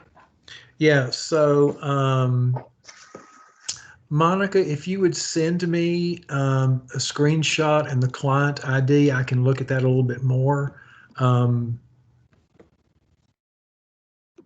and then follow up with you. Okay, and so yes, somebody at the AAA should be able to give you, if there's only one provider, the cost of the service for that provider, the unit cost for the service for that provider. And then, of course, if there are multiple providers at the ADRC level, we encourage them to just get an average cost amongst all the providers. At the case management level, you may be actually determining which provider a person is going to get services from. And so you know what the exact unit cost is and can give them that information up front. At the ADRC level, we are giving them, if there are multiple providers for the same service, and I'm generally referring to in-home services because generally throughout most of the state, in the Atlanta area, it's not necessarily the same, but throughout most of the state, the nutrition services are provided at by one provider, and it's the same unit cost throughout the entire service area. Whether it's the congregate and home delivered meals might have a different unit cost, but it is the same in one county as it is in another throughout the service area for the most part. For in-home services, AAAs may have 2 to 3 different providers for those services, and the unit cost might vary by $2 to $3 to $5 depending on the provider. And so we just go for an average of that because at the ADRC level, we're not able to determine which provider they're going to go to. We're just letting them know up front there may be a cost, and it's estimated to be approximately this amount if they do have a cost share. Does the triage factor in clients that have a mental health disorder that affects them cognitively? Mostly for the first question. So the answer to that is we don't delve into what the cognitive impairment is. If the person says yes, there is a cognitive impairment, they would get the score for a yes answer. And Brooke says, thank you. I really enjoyed the triage assessment. And I'm saying thank you. I was saying that out loud while I was reading your message there, Brooke. I'm sorry.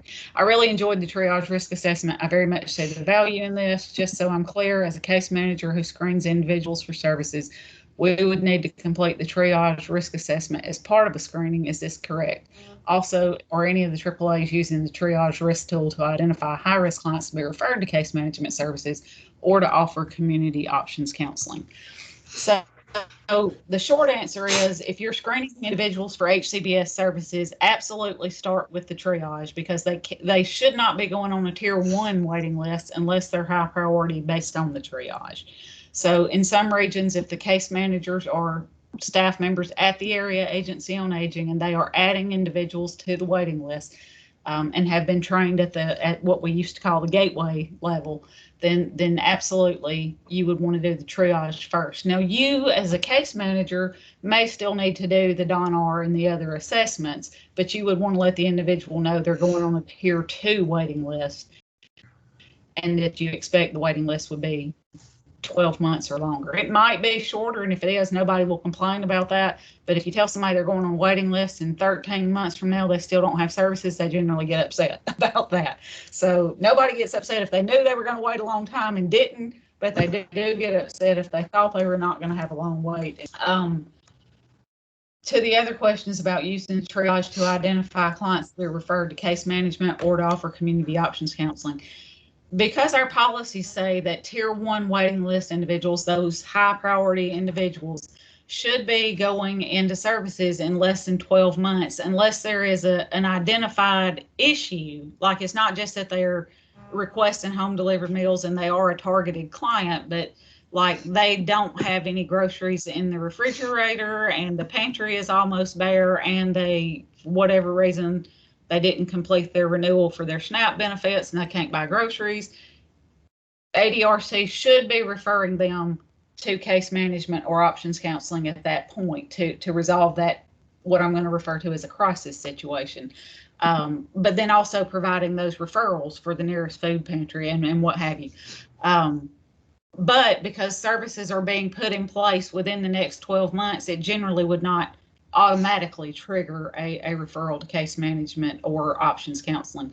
In all honesty, it would probably be the flip situation where it's like, if I did it, so when we first rolled out the triage, we had a lot of concern that, well, you could have people who have really significant health problems who are not going to be high priority. And we understand that. But the reality is we cannot serve everyone. And so we had to make a determination, how do we target those individuals that the OAA says we have to target if we cannot serve everyone. And so it would probably be a flip situation, Brooke, where we would look at the people who were not high priority on the triage and say, hey, these people are going on a tier 2 waiting list, but they do have a significant need. And we need to figure out some way to address that issue besides publicly funded services. So let's work with a community options counselor or a case manager to develop a plan to address this and get something in place now to address this need, because they're realistically, quote, never going to get services coming off of the waiting list. So it would probably be those lower priority people for publicly funded services that would get referred to case management or community options counseling. That was a great question. Thank you. Thank you, Karen. That's helpful. I appreciate you. Thank you, ma'am. I appreciate that very much. Any other questions on triage or cost share or tier 1, tier 2? Okay, excellent. Then I want to move quickly to the Lubin assessment, which is brand new. It is available in DDS today. It just rolled out, was just updated last night in the system, and it is there. You can go in and look at it and see it. At the ADRC level, we are going to be asking the ADRC staff, y'all hold on if you're ADRC program managers, do not fall out of your seat when I say this. We're going to be asking you to do this assessment on individuals who are contacting your ADRC and are indicating that they live alone. This is in response to COVID-19 and the increased social isolation that is occurring nationally amongst all populations due to social distancing and sheltering in place and quarantine requirements and such as that. And so it is a high priority for the Administration for Community Living, as well as the commissioner, to make sure that we are identifying people who are at risk of isolation and working to help resolve that. And so we worked with Georgia Health Policy Center to identify an assessment that was available in the public domain, was easily administered over the telephone or by computer, and wouldn't be too intense, because I have been working in the ADRC realm for 20 years now. I know there are no shortage of assessments that people are being asked to complete, and sometimes you wonder why we're even collecting this data. And so it is a very clear purpose for it. It's a short survey. It's only 6 questions. I'm going to pull it up right here in John test file because I cannot seem to find the paper file that I want to show you. But it's 6 questions. They're very easy questions to answer. There's no shades of gray in it. It's just plain and simple. The answer is either 0, 1, 2, 3, 4, 5, 6 or more, or whatever the options are. I'm going to show you here in just a second. And it shouldn't take more than 5 minutes to complete this assessment on an individual. if the individual scores at risk, and I'll tell you in just a minute, it is titled Appendix D in DDS. For those of you who don't know, Chris Johnson is leaving probably at the end of today. He is, and so I was not about to ask him to go back in and change the name of this. The Appendix D is not necessary. That comes from the report that GHPC did for us. It's okay. You know that's the name of it, and that's where you'll find it. But here are the 6 questions right here. Looking first at family, how many relatives do you see or hear from at least once a month? The answer is very simple. If they say 3, you select the answer that has 3 in it. How many relatives do you feel at ease that you can talk about private matters? If there's only one of those, you select 1. How many relatives do you feel close to such that you could call them for help? I might not tell you my business, but I got 5 brothers and sisters, and I'll call every one of them for some help. So there's 5 to 8 on that. How many of your friends, we're looking at friends now, how many of your friends do you see or hear from at least once a month? My friends are closer than my family. There's a network of us, 3 or 4 of them. I would talk to any one of them about my personal business. And how many friends do I feel like I could call on for help? Not just those 3 or 4 I share all of my business with, but 5 or 8. This person scored an 18. Automatically it calculates that score for you and tells you this person is not at risk for social isolation. Now, on the flip side, answering like this was my real life, how many relatives do I see or hear from at least once a month? 3. That would include the 2 people in my household and my sister. I have 2 people I would talk to about my private matters, and those same 2 people I would call on in my family for help if I needed. How many friends do I hear from at least once a month? I'm not counting colleagues because I talk to them 4 or 5 times a week, but in my personal life, absolutely 0. How many friends do I feel at ease with that I could talk to about private matters? I do have 1. We don't talk often, but I could talk to her about my private matters if I needed to. How many do I feel like I could call for help? Absolutely none. And so, y'all, here I am. I'm the person who is at risk for social isolation, mostly because I socially isolate myself. Now, when we're done with this assessment at the ADRC level and this person, me, scored an 8 and I'm at risk for social isolation, the next thing we're going to say is, according to this assessment, you may be at risk for social isolation. Would you like me to make a referral to, and it's either going to be the community options counselor or the case manager, to talk about ways you can mitigate that risk. And the breakdown is going to occur this way. So the lower your score, the higher your risk. So if the score is 0 to 6, I would refer this person to case management because they are at serious risk for social isolation, and social isolation has been correlated directly with health outcomes. So if you are not socially connected, you are more likely to become very sick and end up in a hospital, nursing home, or deceased. And so 0 to 6 are those really critical risk for social isolation. We're going to refer those to case management, and Yolanda's going to talk to you in just a minute about how the case management is going to deal with that. But from the ADRC perspective, if the score is 7 to 12, you're at risk, but not as high a risk. And so if that person says, now, if it were me, and this is my assessment you're looking at, I'm at risk. Do I want to talk to anybody about how to mitigate that? No, I do not. So ADRC is going to document client was at risk for social isolation, but declined being referred to, in this case, the community options counselor for assistance. And so I don't want to talk to anybody about it. I realize I have a very tight network of friends and family, and I'm okay with that.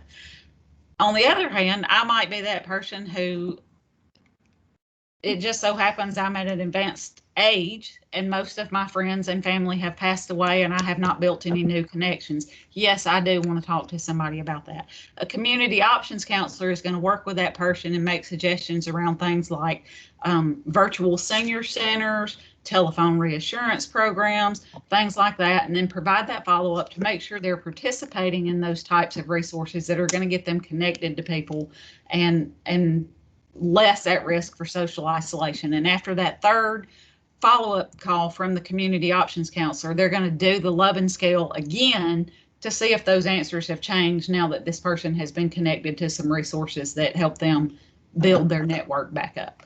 And so that's how we're going to determine the effectiveness at the community options counseling level. But the assessment, as you can see, is very simple. It scores itself if you complete it in the DAS data system. It is available for both the HCBS users the ADRC users, and I hope Chris has gotten it added for the MFP group as well, so that MDSQ options counselors and transition coordinators can complete it as well.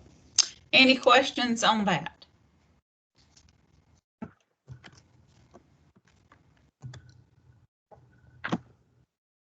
So for case managers going, oh my goodness, say what?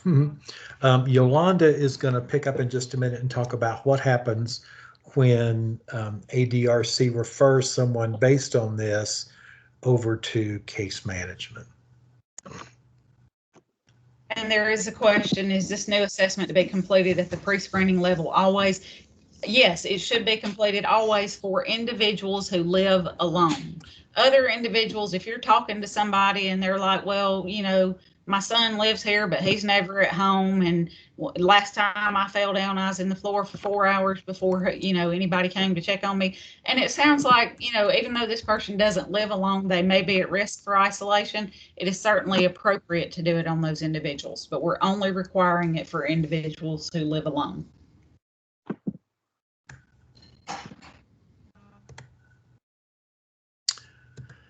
Did you say that one, Tom? Will case managers be responsible for completing it at assessment and reassessment? So if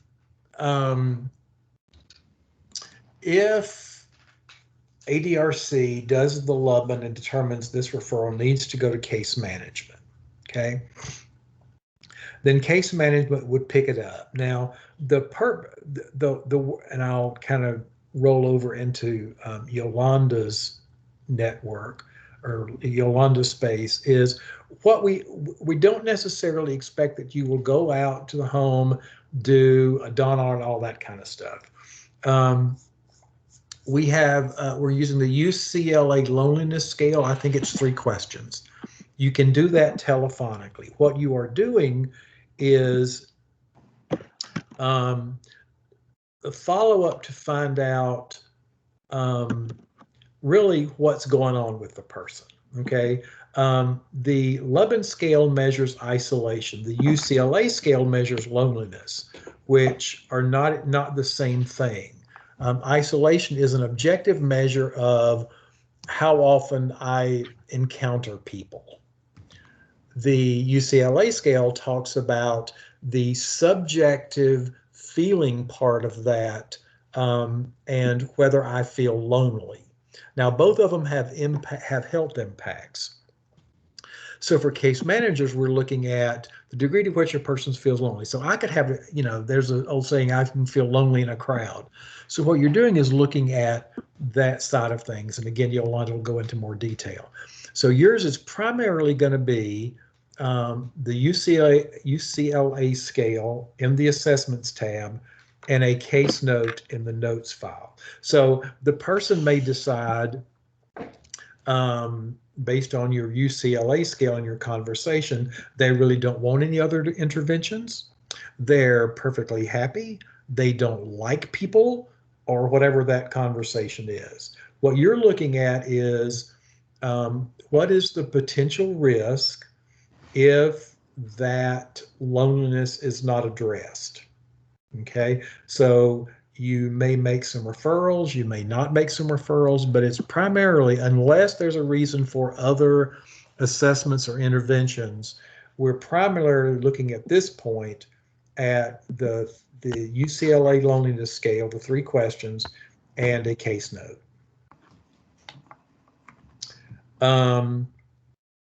So Karen, there's another question here about, for the reassessment, it really depends on what your initial thing is. If the person's, you know, if you're able to if the person doesn't want any type of intervention, then there's not going to be a reassessment. Ideally, what would happen is, based on your conversation, you would say, you know, can I call you back in some time period and follow up to see how you're doing. Okay, and at that point, I want to do that, redo the UCLA scale, that 3 questions, and then kind of proceed from there. So there's not a real clear decision tree of, I'm going to do this, and at X period, I'm going to do that. Now, if we get into this and find out we need to do that, we can always add that component. But at this point, we're looking at as needed. What would make this person high risk or complex because they live alone? Will everyone that has a high score be referred to case management? I'm gonna tackle that, Tom, if that's okay. Yeah. So a person is not necessarily high risk just because they live alone, and definitely not complex because they live alone. Our challenge was determining, are we going to do this with every single person who calls, or are we going to target some specific group? And if so, what is that specific group that we're going to target? And again, having done the ADRC work for 20 years, I did not want to add one more. We're going to do this assessment on everybody just so we can collect some data without having some reason to believe this particular person might be at risk for isolation. So again, the obvious person who might be at risk for isolation, and increasingly so in COVID-19, is that person who lives alone. They're not even having necessarily daily contact with another person at all, you know, whereas even if you don't like the person you share a house with, at least you have contact with a person every day. And so we chose to start this intervention just with those individuals who live alone to see if they are at risk for isolation. And so will everyone be referred to case management? So people with a score of 0 to 6 will be told, you are, according to this assessment, you are at risk for social isolation. Would you like to be referred to someone to talk about ways to mitigate that risk?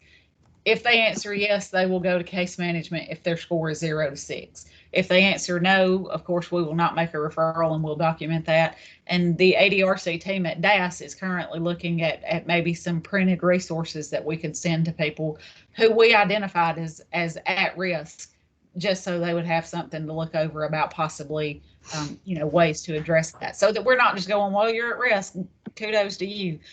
So we're giving them the choice if they want to talk to somebody about it, but we will most likely in the near future be adding some written materials that we'll mail out to people who do not want to talk to somebody about their isolation risk.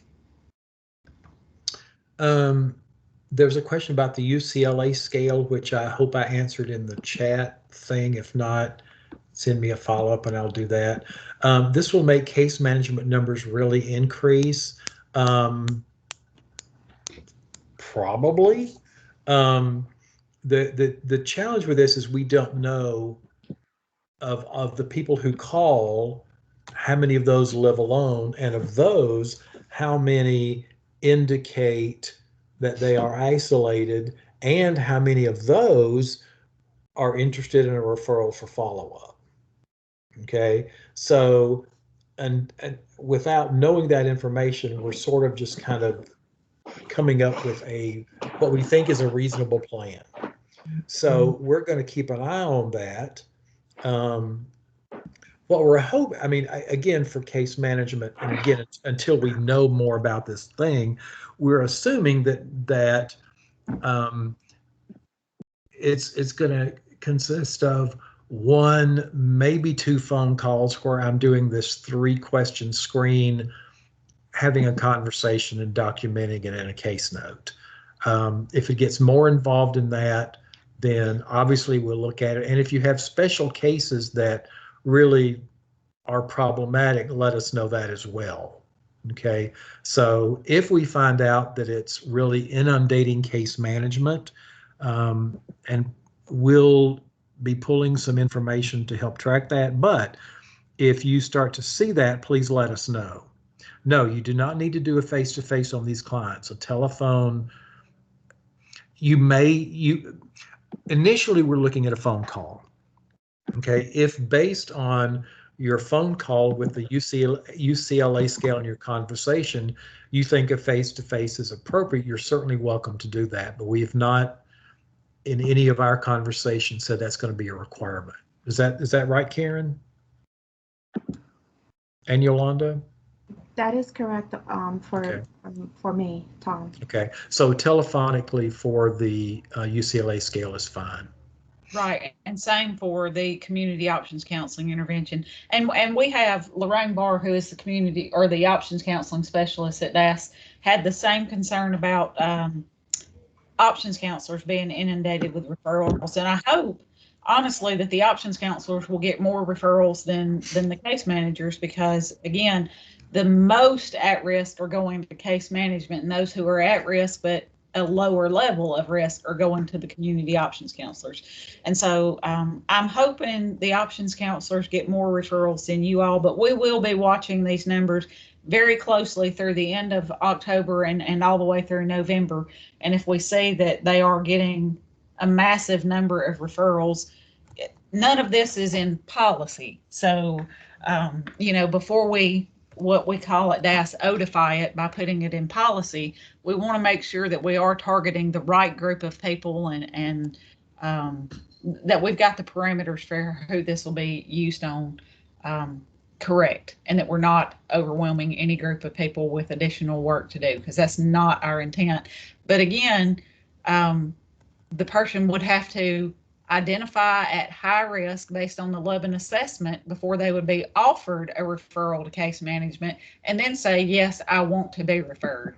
And while there are a lot of people out there who live alone, my mother would have been a person who was living alone, but good grief, she was on the phone all day, every day, and there was usually 2 or 3 people in her house visiting at any given time. And so even though she lived alone, she wouldn't have been at risk for isolation in any way, shape, form, or fashion. Me, on the other hand, I live with people, and I answered the question a moment ago, and I showed as at risk. But just because I scored at risk does not mean I want to talk to anybody about it. So I'm hoping you will not get overwhelmed with referrals, but again, we'll be watching that very closely.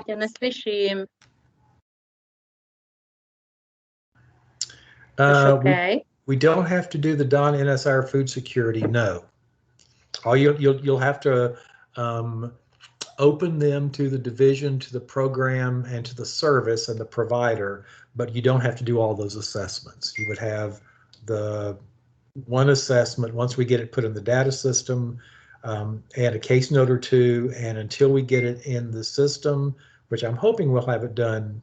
We're hoping Chris is going to do it before he leaves. Then you just do a paper version, scan it, and attach it to the case note.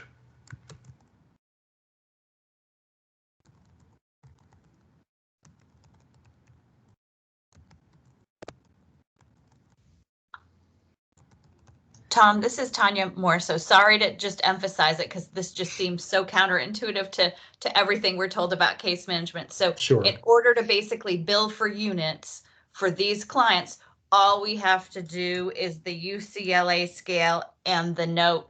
We do not have to, if they're referred to us based on the Lubin thing, then we have to do the UCLA scale and a note, and we can bill for our time. We don't have to do the Don NSI or food security unless they are also in need of, if by discussing this, they determine eligible and are in need of meals or other services that are available, then we would do those things. But if all we're doing is dealing with their isolation and those kinds of things, we can just bill it and that's it. Yep. You got it. Thank you so much. Certainly. So if we can take just a sidebar, and Yolanda, if you want to share your screen and walk through the UCLA scale, and that'll kind of give folks an idea of what we're looking at and how extremely complicated it is. Tom, don't scare them. I am hesitant to share my screen only because I tend to lose connection, but I will do my best. I'll just start a little bit. So we know that the issue of loneliness and social isolation is complex. And so there are many variables and factors. Some of them can be, one is being socially isolated or having no family or friends, being single, divorced, or separated, living alone, age, poor health, developing or living with a life-limiting illness or disability, living with mental health conditions, poor health. Some other contributing factors are transitions. Transitions that can contribute to loneliness is bereavement, becoming widowed, retirement, geographic relocation, living in a residential care home, becoming a caregiver, loss of mobility, sensory loss, and giving up driving. Other factors include lack of public transportation, the physical environment, so fear of crime, and digital exclusion. And then also gender and loneliness can also affect men and women different ways, but there's no evidence that any gender is more lonely than the other. So just to give you a quick background of the UCLA 3-item scale, the original version of it is 20 questions or 20 items, but they found researchers have found it to be a little bit cumbersome, and it's also not really good at being administered over the phone. So it has been modified to 3 items, 3 questions. And the 3-item scale gauges general feelings of loneliness and confirms the connection between objective and subjective measures of social isolation. The scores for each question are added together to give a possible range of scores from 3 to 9. Research has grouped people who scored 3 to 5 as not lonely and people with a score of 6 to 9 as lonely. So I'm going to share a copy of the UCLA assessment, so bear with me. I'm kind of afraid, but hopefully it will not mess it up. So Tom, there you go. You can let me know when you see it. Oh, yes. We can see it. Awesome. Thank you. So the 3 questions, the first is, how often do you feel that you lack companionship? I'm going to, whoops. How often do you feel left out? How often do you feel isolated from others? And the scoring, the way you can score this is hardly ever, some of the time, or often. Okay, so as you can see, it's very simple.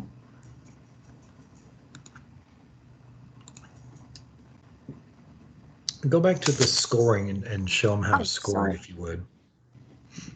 All right, give me one more second.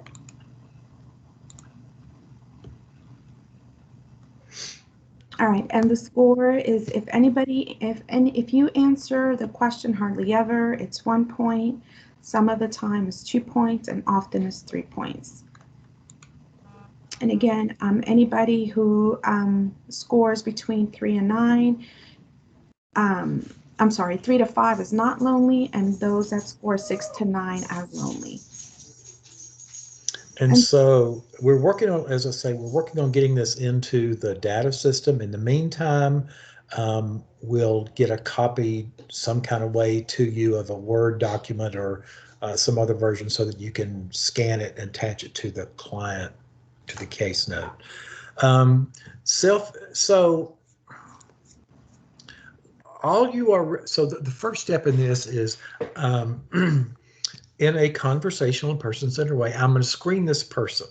The score is going to tell me the extent to which they are dealing with loneliness. Okay. Now the score is like any other screening we do. It's just providing us information. Okay. So the person can say, yeah, but I like my life the way it is and it's not a problem. Okay. I'm going to document that. It's, I'm going to blame it on other people. Nobody comes to see me, blah, blah, blah. The reason for it is going to help you determine or help guide you into possible interventions. Okay, so those may be getting involved with a senior center or some kind of telephone reassurance or some kind of civic engagement in the community or, whatever that happens to look like based on what the person wants to do. So the scale is simply giving us clues as to what's going on. The conversation is going to help figure out what the reason for that is. Okay, now it may be, going back to Tanya's point, that this may facilitate me doing a PHQ-9 or a GAD-7 or, you know, a BACUS or some other assessment, and that's perfectly fine.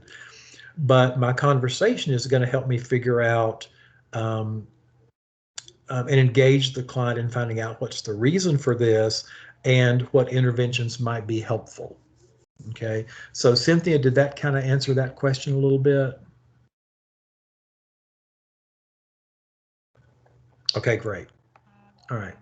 So again, 3 questions, scored very easily.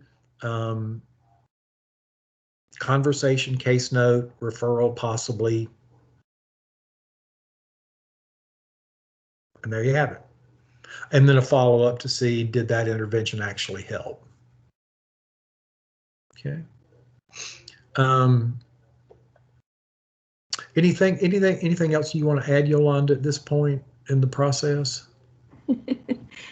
I was just chuckling to myself. I'm like, Tom, I guess I've talked to you a lot about this, that you're just like, you're awesome at this. So thank you. Oh, you're welcome. I mean, you and I have had very lengthy conversations. Mm-hmm. Well, that's the reason we have the lengthy conversations, so we can have. So, I mean, yes, you have explained this perfectly, and I think that the one thing to remember is that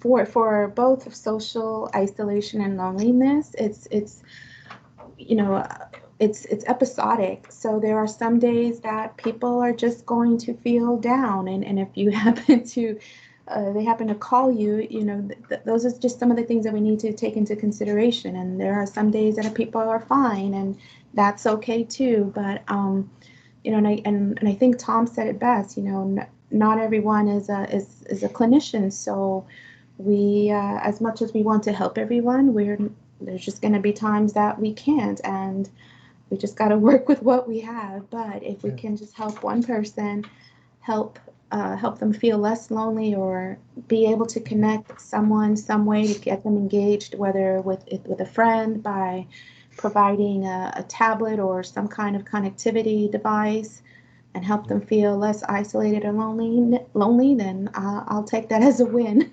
Yeah. And as a reminder, loneliness is a subjective thing. Okay. So that's a different level of conversation than how many people do you see? And, you know, there's a room full, you know, there's people, family coming in and out of the house all the time. This is a subjective how the person feels about their situation. Follow-ups, Bethany, we at this point, we haven't really come up with a finite time period, and we wanted to do that for a couple of reasons. One is we're thinking that most of these clients are going to be a couple of conversations. Okay, and so we didn't want to say do the follow-up at 3 months and then you've got to keep the case open for 3 months when it's not necessary. Okay, if we find moving forward a bit with some data and some conversation from you all that we really need to do that, we can. But at this point, we're suggesting it be based on your conversation. If in your first call, you know, there's really not a need for any follow-up, okay, the person's like, I'm fine, you know, then just go ahead and do it or close it on out. If based on your intervention, it's like, well, you know, can I call you back in a month? And that's really going to be just your judgment and intuition. Then do the follow-up in a month. If it's like, you know, it could be 2 weeks, it could be, you know, whatever. Just use your own judgment as to when that follow-up will take place, and then we'll kind of keep on it. If we have to standardize that, we can. Karen, when do they need to start doing the Appendix D and the UCLA scale?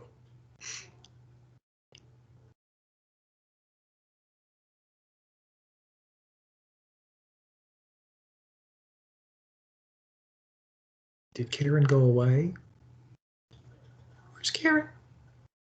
I think we scared her off. We must have. So you should start doing it last week. No, no, I would not. I would suggest that we don't need to do it until there's been some official notification to the network about it, and there would probably need to be some sort of training for the ADRC staff. So this is sort of the first deal with it. So I would say don't worry about doing it until there's been some official word come down. How will these folks be referred? No, there's not a waiting list for this. So this would be,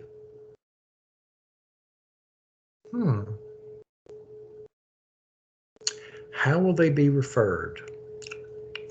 I'm assuming you talk about the mechanics of it. Like, is it an alert note or an email or a whatever? I don't know, Heather. Let me find out from Karen, and we'll make sure that that's included in the rollout. And Yolanda, help me remember that in case I forget. Will do. Okay.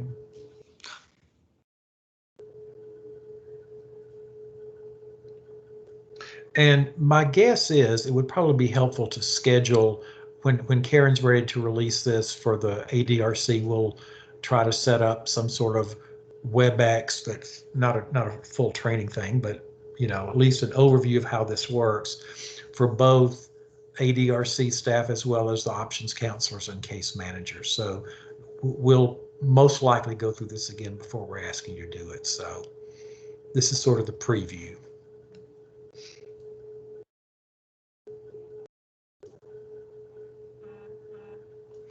Okay.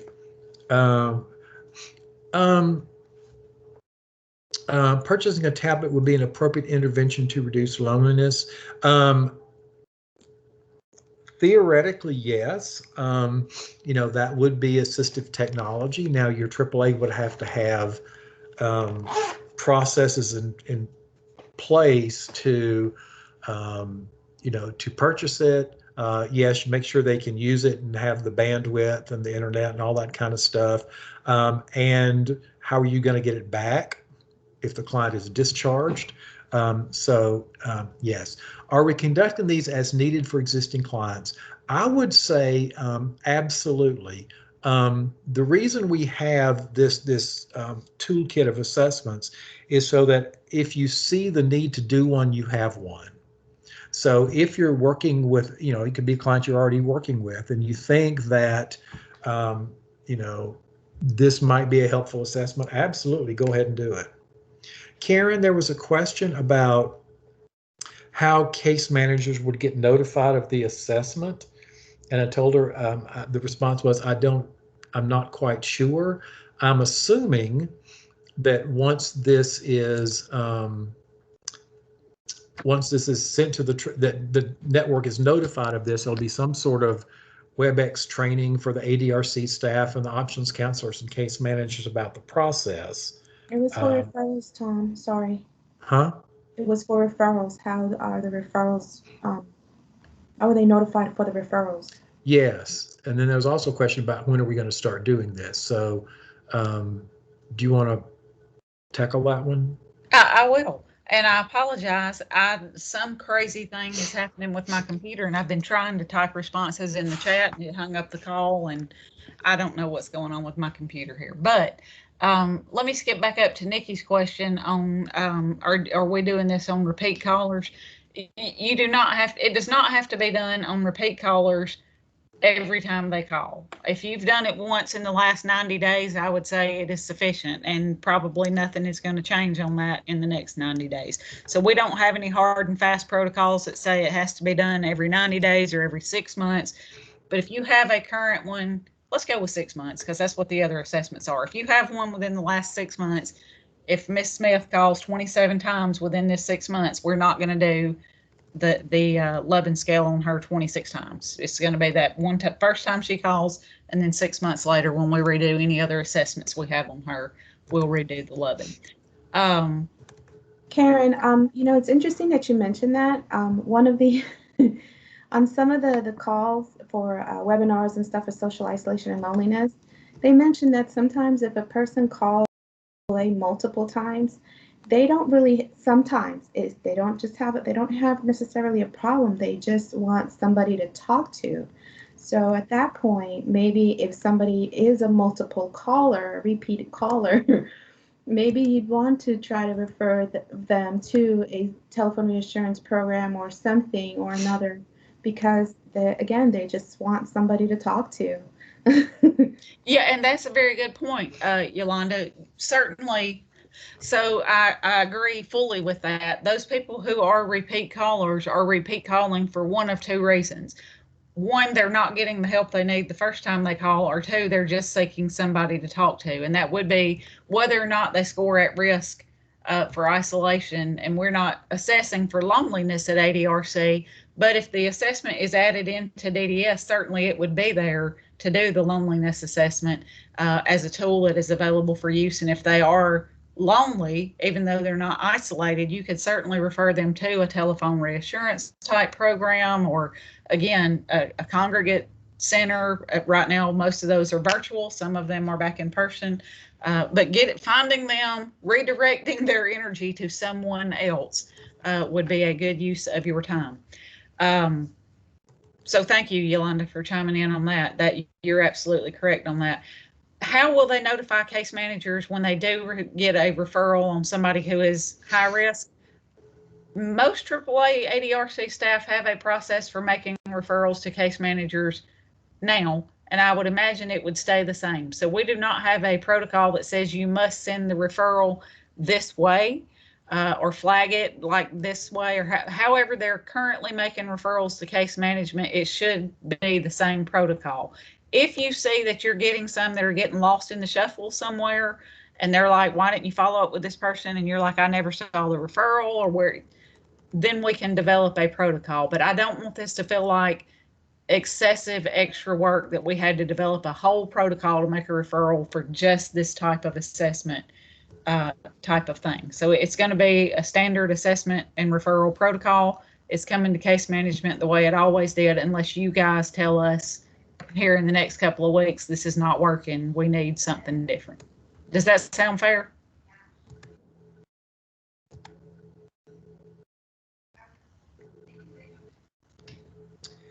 Oh, let's see. Okay.